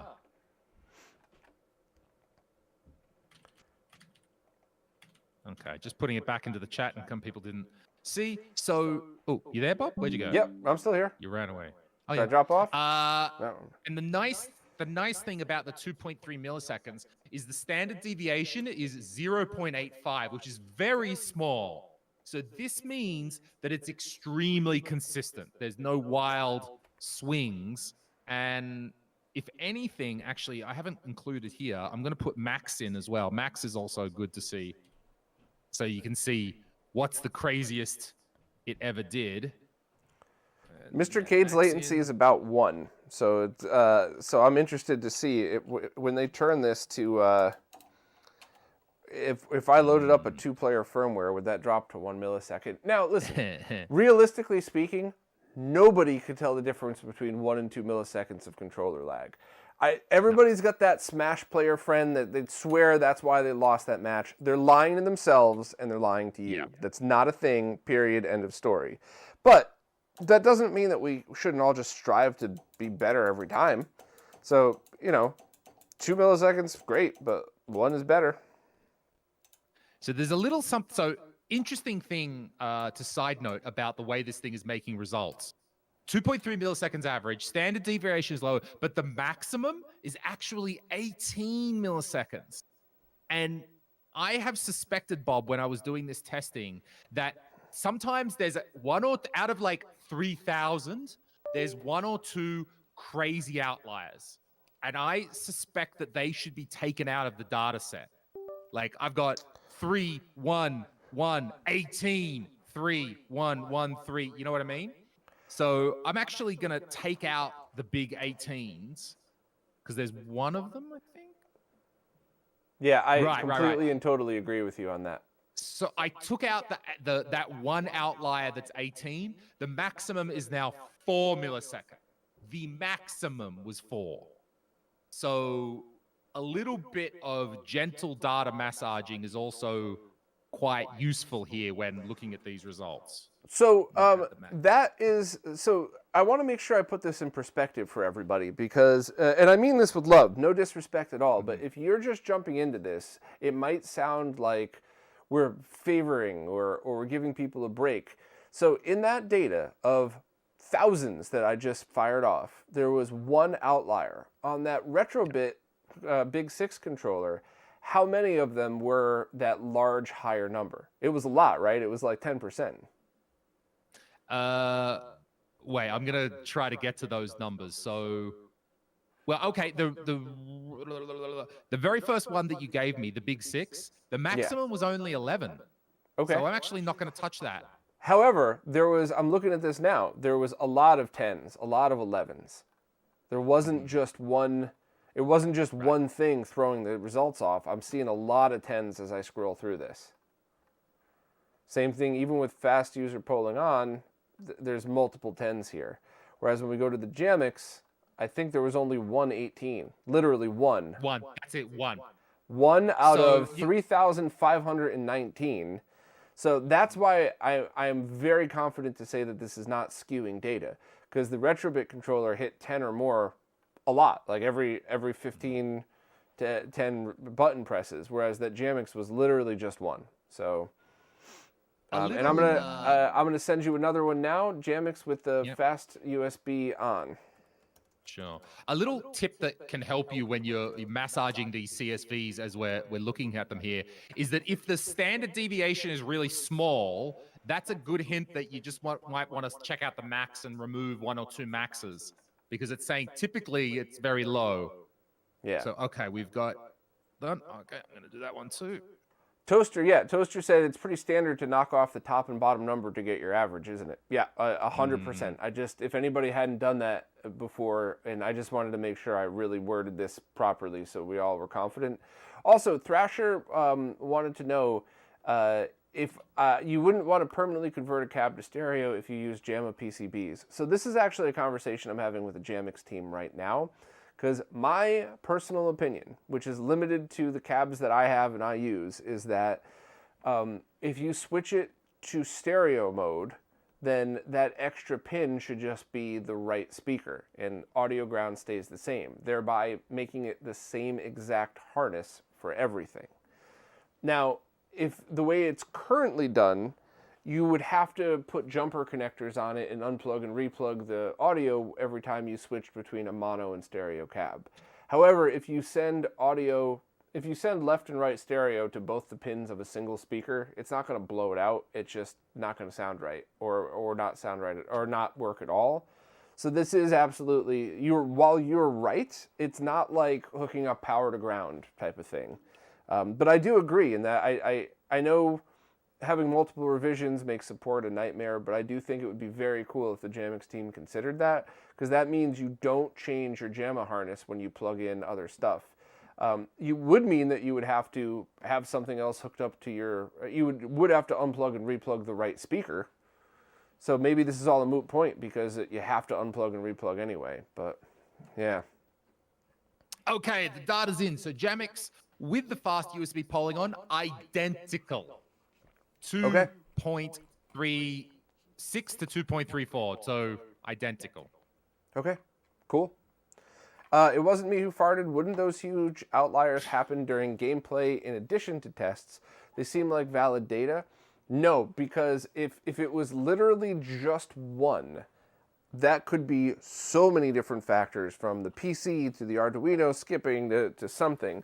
But if it was more than one in a couple of thousand, then yeah, it would absolutely make sense to say, okay, what's going on here? Something's up, et cetera, et cetera. I think this gets into definitely beyond me and probably you, Bob, as well. Like, we're getting into statistical theory here. How do you, that sort of thing? And that's what I don't know. I'm not so good about, but no, I would agree. One doesn't. So JAMMIX is looking great, 2.3. So what are you going to test now? All right, since we're here, since we're in, I wanted to test a new camera with 1,000 frame per second slow motion features on it. Tito currently has my camera. I was hoping to tell him to keep that one, and I'll use this one, but we need to make sure that we're actually getting good results on it. So how are we going to do this? I'm trying to think what's data that we have of something that I've done this before with.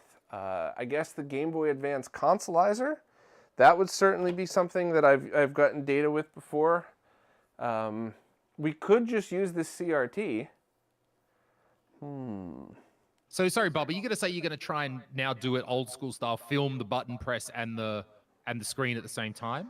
Yes, just to test to see if the camera is doing true 1,000 frame per second or not. So I didn't know if we were going to have time to do that, so I'm just going to need a moment here to think about this. I think if we do the 240p test suite on maybe like a Genesis core, All right, I'm going to go to the toilet while you set that up a little.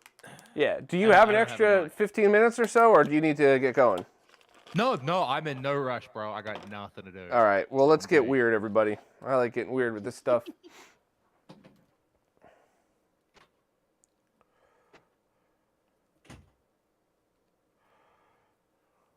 You can prove anything with stats. Yeah, you can prove most things with stats. Human reaction stats are always something that kind of fascinates me because there are people, and I'm getting way off topic here, but there are certainly people that say, well, if every time Bob passes a donut, he eats it. That's right most of the time. But that doesn't factor in the times where I'm like, you know what? I'm going to have some beer tonight. I want to make sure I don't eat too much. You can't judge human reaction with statistics. That's the one you could say there's a very likely chance of, but you can't quite say, yes, this will definitely.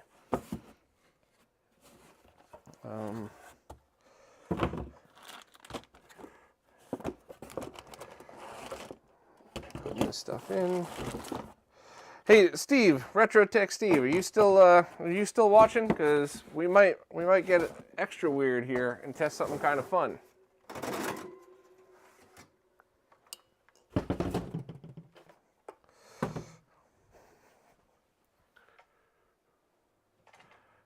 That look familiar, buddy? It stopped working again, so I figure maybe we should give this sucker a shot, and I could use Woozle's consolizer, which I have tons of solid data on to test latency. Sorry for the shaky cam, everybody. Just one more second while I redo the tripod here. My bad. Close your eyes if you're epileptic. All right, here we go.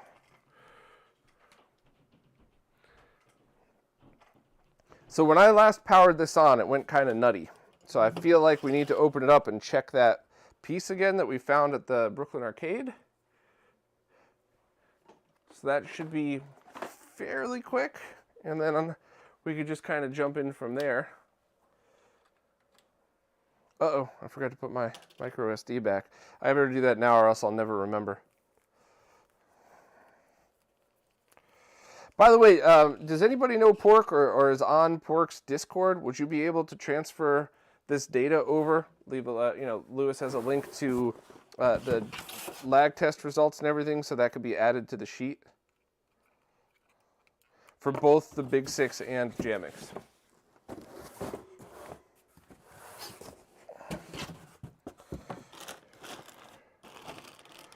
Let's see with my extension cables.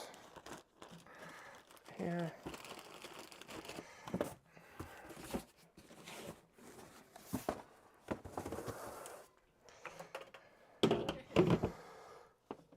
So I'm going to plug this thing in real quick to show you all the problem. Steve already knows what's coming. We're going to pop it open, and if it's an easy fix, we'll use this for lag testing because we could do an apples to apples test and see if we get the same exact results I got last time. Let's power that sucker up. It would be hilarious if it caught fire or something. Matt, have I yet to shock myself on a CRT? No. Same reason I never crashed my motorcycles, because it rightfully scares the shit out of me. And I raced and did mediocre wheelies and all that too, and I never once crashed, because as long as you fear it, you should be good to go. Fear the Reaper.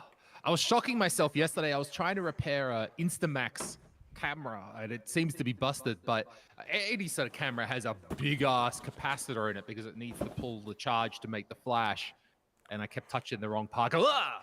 It was only a few volts, but...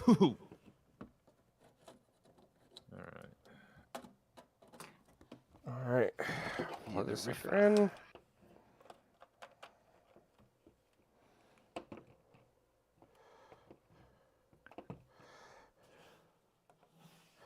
Yeah, we're getting nothing. Not even the menu here.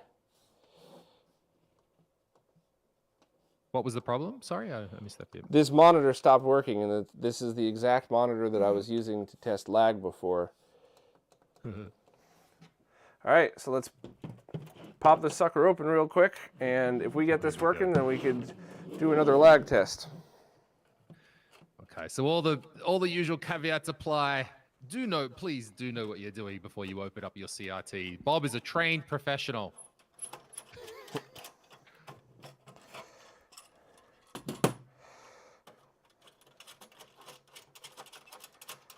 What's that, a 9L2?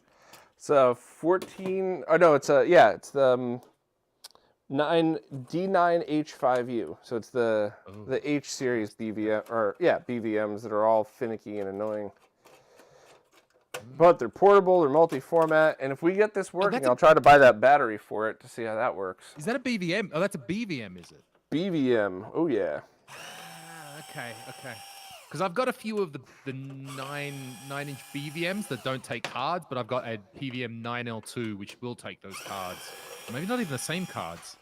They're all good except the multi-formats, and the multi-formats are excellent if you're using 480p or 720p. I guess maybe 480i, but it gets really weird with old video games. But I love keeping these around because of that.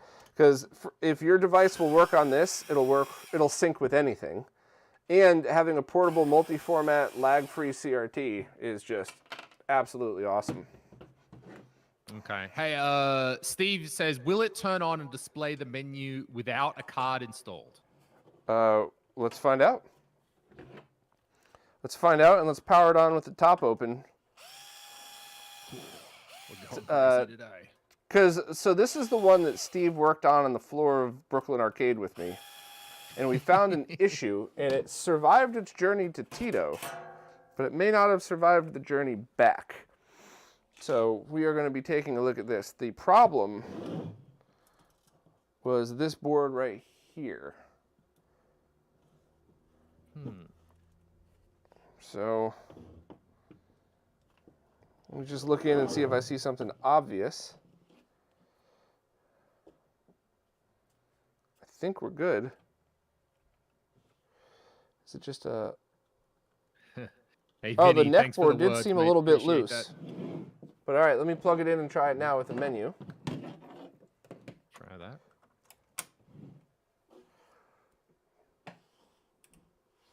Yeah, Ash, I agree. These things are marvelous. Engineering marvels, how they fit all this stuff into these small designs. Hi, Christian. Hey, son, Christian. Coming from Sverige.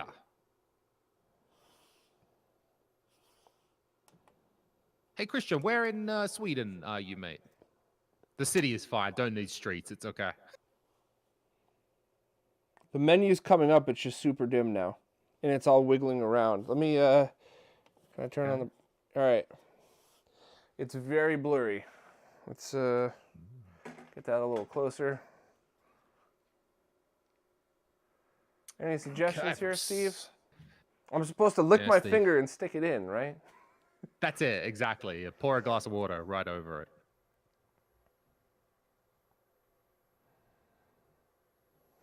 Christian, why do I know some Swedish words? I did live in Sweden for 2 years in Stockholm. A million years ago, when I was working as a IT consultant, I was working in Stockholm, and it was nice. Wasn't for me. So I'm over in Estonia right now. I've been over here for about 10, 12 years now. All right, so I'm using rubber-lined tweezers to grab just the rubber piece to try to wiggle it around. Steve, any objections? So that's all right. Steve says on the neck board again, or it's the flyback. Probably need to adjust the focus. But nothing telling... Oh, we can see a bit of menu there. I can kind of see on the screen. Wiggle that. Yep, that's it. It's this piece right here. It's exactly what you had called out at the shop. So let me... All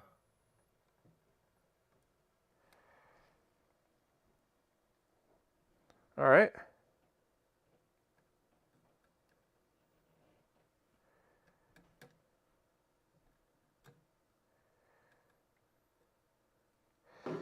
All right, so I'm going to unplug it. I think the neck board needs to be pushed in a little bit more. With this unplugged now, how dangerous is it for me to put my hand behind and smush the neck board up a little bit? Okay, we're going to need Steve's input on that. I'm not sure. You got some gloves or something? I'm pretty sure I know the answer, but I would just, you know, we're here. Let's educate. Let's talk to people.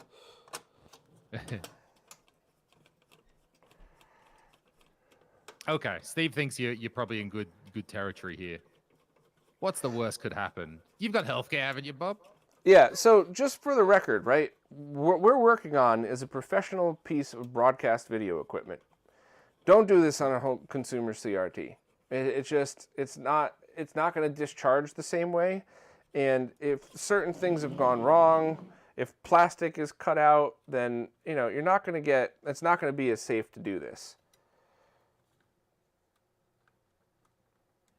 Absolutely. Right. Bob is a trained professional. I don't know if I would agree with either of those things, but, you know, not a moron is definitely what I would, an experienced non-moron is what I'll give myself. That'd be good on your gravestone. Here lies Bob. He was an experienced non-moron. All right. So we're getting an all blue screen, which is weird.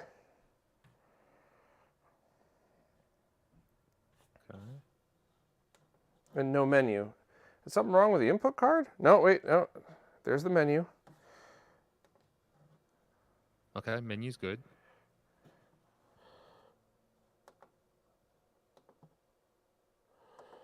Input configuration. RGB, slot 1. All right, so maybe I just have the wrong button pushed.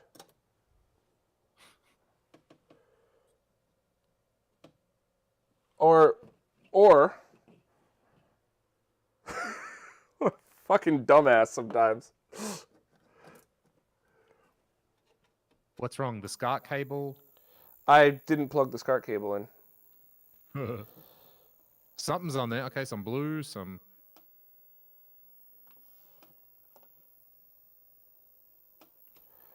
So this is actually very common with these monitors. It's a sync? Yeah, it just goes crazy. Sync seems to be going nuts. Glitch art.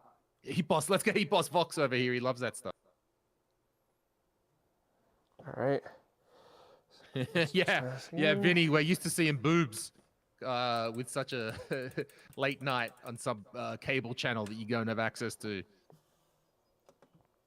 Right, sync is the pain on that CRT. I think Steve's hitting the nail on the hammer there. External sync, yes. Oh, wait, no. So format. Here we go.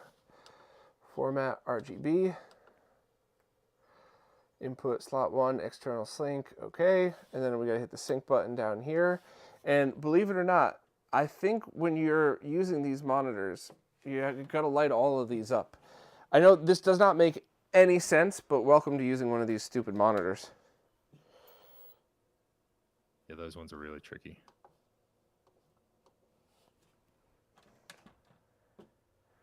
Yeah, love how it just completely goes out when I turn on and give it a signal. All right, unplugging. Welcome to using multi-format BVMs.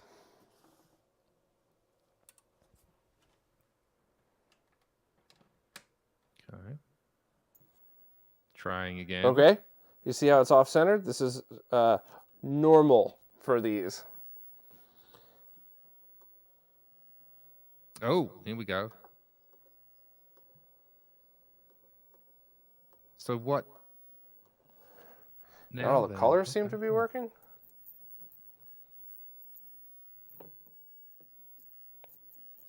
That's interesting. Well, so we sort of got this thing running. So what I'm going to do is put a different source up to it, and that way we could test with Woozle's consolizer, and that way we could do the lag test. So I guess this is a bit convoluted for all the crap I'm trying to do at one shot, but we're also testing a monitor today. So there you go. Bonus content. We're getting there. I mean, we just got to get something on the screen. Actually, it doesn't need to be perfect. Doesn't need to be in perfect sync. Okay, let me grab my transcoder, and that should be it.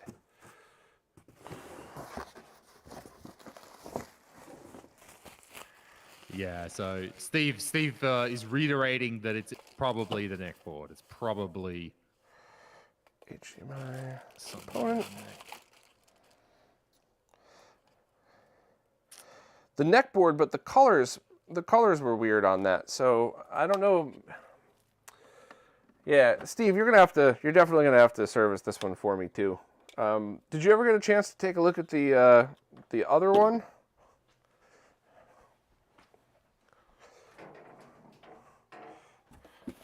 As much as they're a pain, I want one working version of it. Sure. Steve thinks it's shorting out. Steve hasn't had a chance to look at it yet. Okay, the consoleizer's coming out now. All right, so I just need cable. So what are you going to do? Consoleizer's going to output, what, 720p? Yep, and we're going to use the 240p test suite to test this new camera to make sure it actually does true 1000 frames per second. There's no reason why it wouldn't. However, I have seen cameras use a trick that's kind of like rolling shutter, kind of not, to fake it, but you're not. And, you know, for the purpose of, hey, here's a picture of me jumping into a pool doing a cannonball, like, it's perfect. But for actual scientific measurements, not so much. Which is why I want to make extra sure that this new camera I got could actually do it. And we'll... Hey, Artemio's on the stream as well. How you doing, mate? Nice to see you. Hey, Artemio, how's it going, man? Good to see you. All right, so the consoleizer, wait, it's got a HDMI output, does it? Yeah, that's why we just need a basic transcoder, and we are good to go. Sure. Cool. Trying this.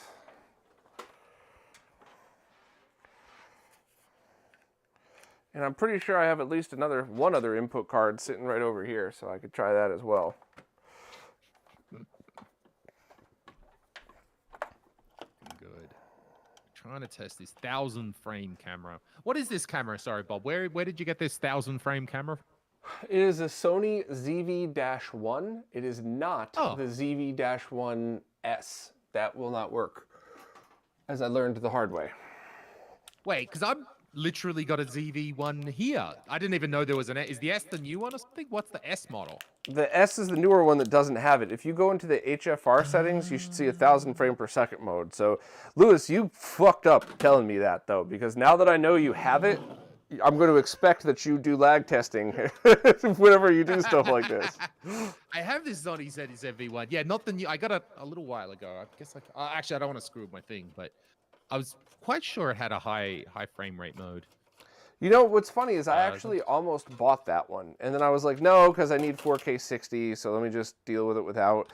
If I had known that it had that feature, I might have just bought it and used it as a secondary camera as well, which is my exact intention of this one.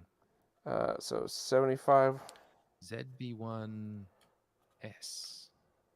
Didn't even know the S So existed. green, blue, red. All right.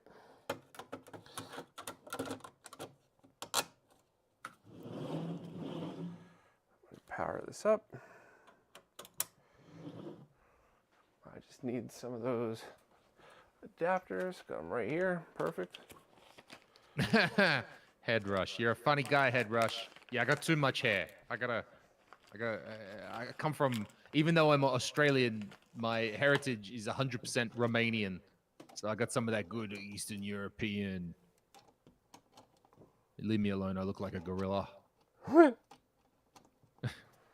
So you have relatives that have names like Radu and share the same unibrow with their brother? Actually, that's funny. I have Radu is the exact name of a Romanian comedian. He's a friend of mine. He's coming to Tallinn at the end of the week. Radu Izak, and yeah. So yeah, Radu, I'm part Romanian, so that's why I get the jokes. If you ever wondered why, like, man, that's a pretty specific dig right there. Yeah, that's my people. All right, external sync. So now we are channel 2, which has YPBPR. Now all we need to do is connect up some component cables, and we should be getting a signal here.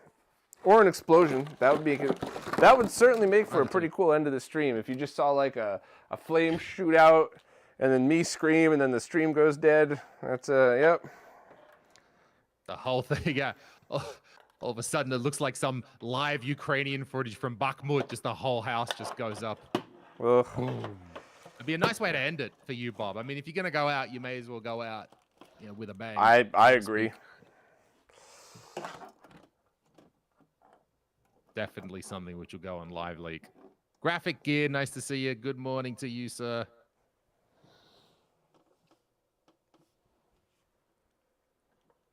Okay, almost there. Ooh, some.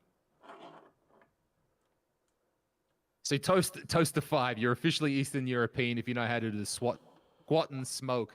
Yeah, I would even break it down. I'd go Slav, right? Slav is the squatting thing. Eastern European, I understand that you might connect those two because Estonia could be Eastern European, but it's those Slavs, the Russian blood. They're the ones that know how to wear a tracksuit and do that squat. I just got out of my 1985 BMW. I'm smoking an import cigarette. Anything yet? It worked for a second. Jeez, this monitor, there's something. God damn. I see an EverDrive. Oh, Eurotrip is the greatest. Don't breathe. Nobody breathe. Anybody farts, the monitor's going to go off.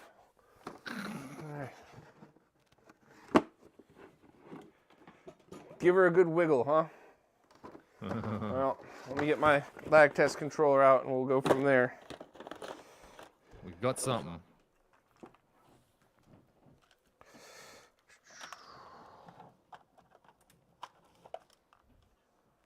Oh my god. Oh, did you see that? Just go bright and then out? Mm-hmm. Yeah, quality. Yeah, quality. You got to get a new CRT repair guy. This Retro Tech, I don't know about him. Could be anything.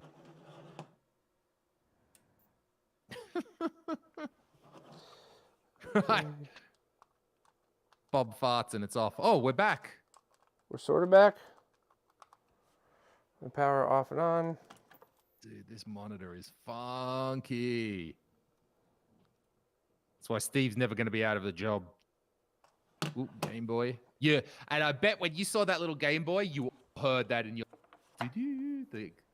All right, here's what I'm going to do. I'm going to power off the monitor. I'm going to set this consolizer thing up through the capture card. And then I'm just going to plug it in to do the test. We're going to get super ghetto. I don't care. All right. So my favorite game, of course.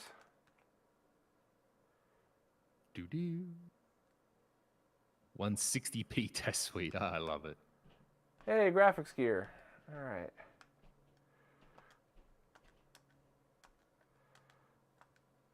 Okay. We got the 160p. We've got Artemio in the chat. What could go wrong?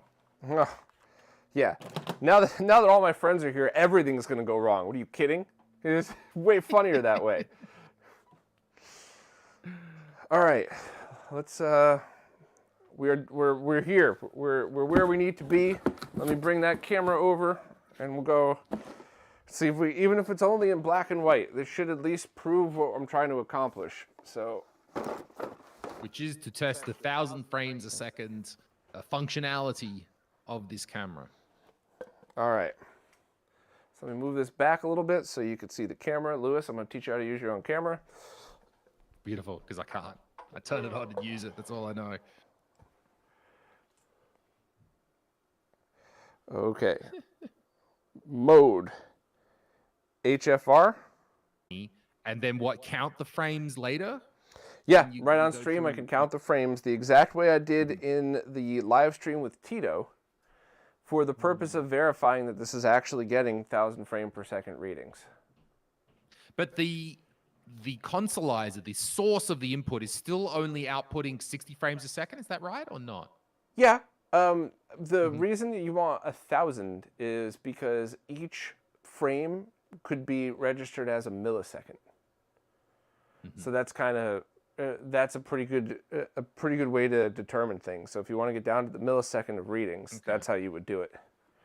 Right. So in theory, we're going to be clicking through each frame. That's 1 millisecond, 2 milliseconds, 3 milliseconds. And then theory, 16.6 frames later, we're going to see something tick over. 16.6 frames later, we're going to see something tick over.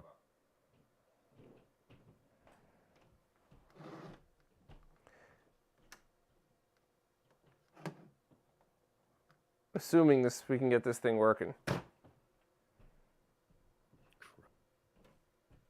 Oh, ha, ha, ha. You know what would help? Plugging the HDMI cable back into the transcoder. So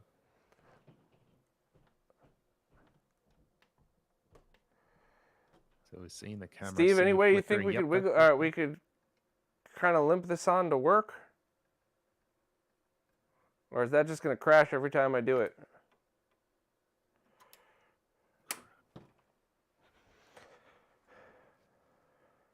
We really could have done this with any other CRT. No, I needed a multi-format because it has to accept 7 battery or the SD card to be removed. So if you need to do that, they sell for like $20 a kit that moves, that like adds a different bottom plate to it that solves that issue. But all right, so let's see here. And by the way, did anybody say that they were going to send that stuff to Pork to add? Yeah, I'm having problems with the stream as well. I had to just reload the page, like the YouTube page a few times. I still got Bob on the Discord. I don't know what's going on with that. I don't know what it is, like, because it's on the YouTube end. I had to refresh the page. Is that it? Do you think the screen thing was somehow screwing with the stream? And that's odd. Okay, I will show this footage now. Excuse me. Let me just open up Premiere and then share my desktop here. Might be a good way to go.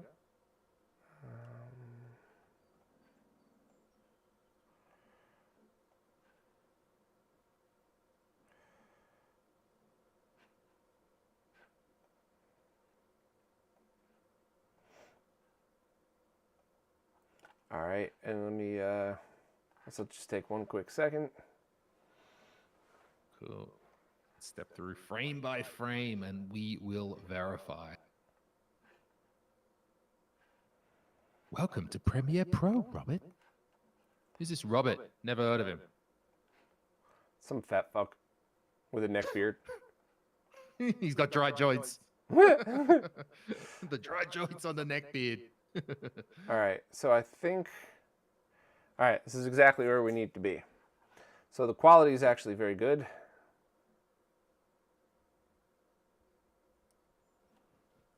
That is, by all means, looking like you wouldn't be able to fake that. Like if they were using some kind of weird effect, the fact that you could see the beam, the electron beam going down like that, there's no possible way. So I like seeing Bob's hand in slow motion. Oh. So from the time the light goes on, here, let's bring this back here. And let's set this at 50% speed. 3, 4, 5.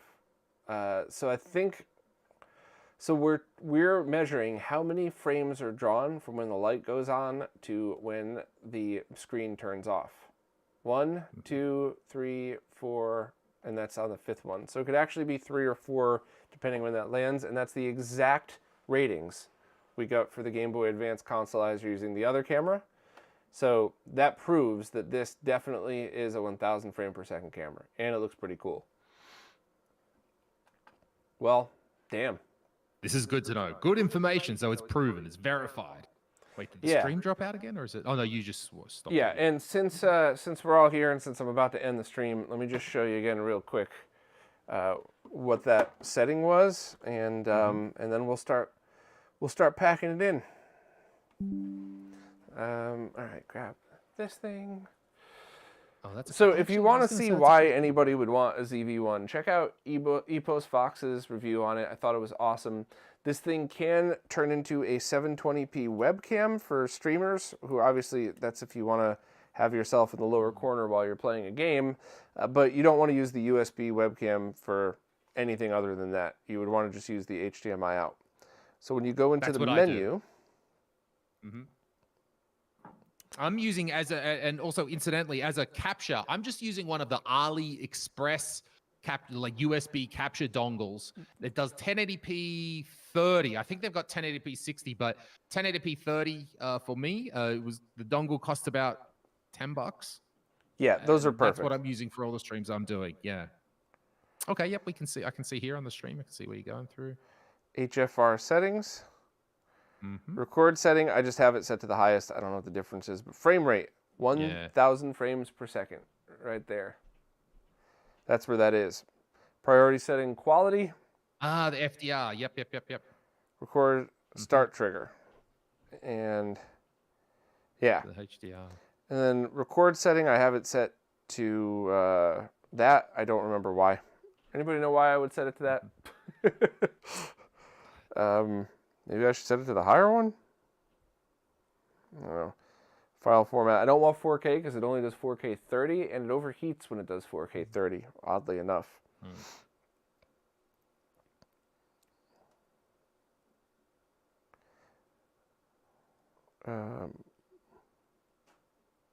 Movie with shutter? I wonder what that does. The one problem I had with this when I was just messing around with it is I couldn't control it via my PC and have the HDMI out work. Because the idea is this could be another, quote-unquote webcam, so all I have to do is power it on, and then I control everything from the PC, just like I do with my GH5. But, yeah, I think that's basically everything. When I bought the ZV-1, I got this in the bundle, which is the remote control. So that's not too bad for me. It's a stand and a remote, so I can use it as a... Screw it in there. It's got some I disappeared you here, Lewis. I'm sorry. I didn't mean to. Do I have sound at least? Do you hear me? Does everyone hear me? No. I don't care if you don't see me. Oh, right, but I'm showing something. Is that you? Is that you? Doop, boop, boop, boop. Yeah, sorry. I didn't mean to delete you. I'm gone.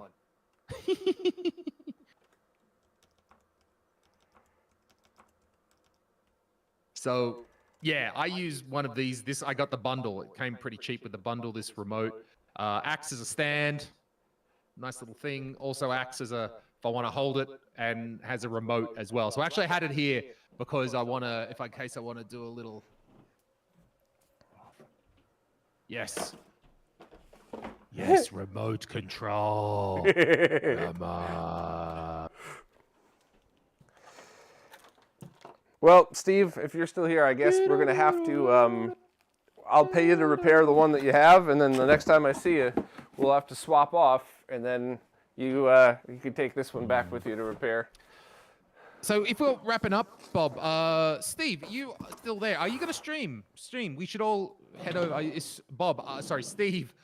Too many friggin' generic white guy names. Steve.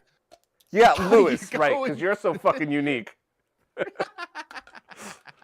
Steve, are you going to stream soon today? Because I thought maybe you're up next and we could all merrily tread along our way and head over to Retro Tech channel instead. Yeah. Or is he not here because he's setting up the stream? Probably not here because he's not here, but I know Steve was going to stream some of his repair work, so maybe head over to the Retro Tech USA channel. You'll see that here. I'm going to have some food. Maybe I'll join Steve a little later. I'm going to have some dinner in a bit. Well, Lewis, as always, thank you for helping me with this. It's not only is it infinitely more fun, it was really nice to have you walk me through all the stuff I forgot. It's a pleasure to remember it as well myself. And it's nice because we've already got the CSV and the logs and the Google Sheets already set up. So yeah, thanks, Bob. It's a pleasure. Always happy to turn out for you, mate. Awesome. Yeah, and if anybody would help us out, anybody knows pork, you want to send those sheets over, just link them to Lewis's, and it would be great if we got that info right up on the sheet. And I guess I would just put JAMMIX V2, and yeah, I would just put JAMMIX version 2, because that crew might come up with something a little funky for V3. Who knows? But maybe it'll drop in a millisecond. Well, I've got the Google Sheet, so I'll shoot that over to Pork. I'll fix up that, make sure it's all dandy, and I'll shoot it over to Pork so he can look at that. So the big 6. Cool. Awesome. All right. Well, thank you all. You're all awesome. Really appreciate it. And we'll see you all next time, I guess. See you next time, everybody.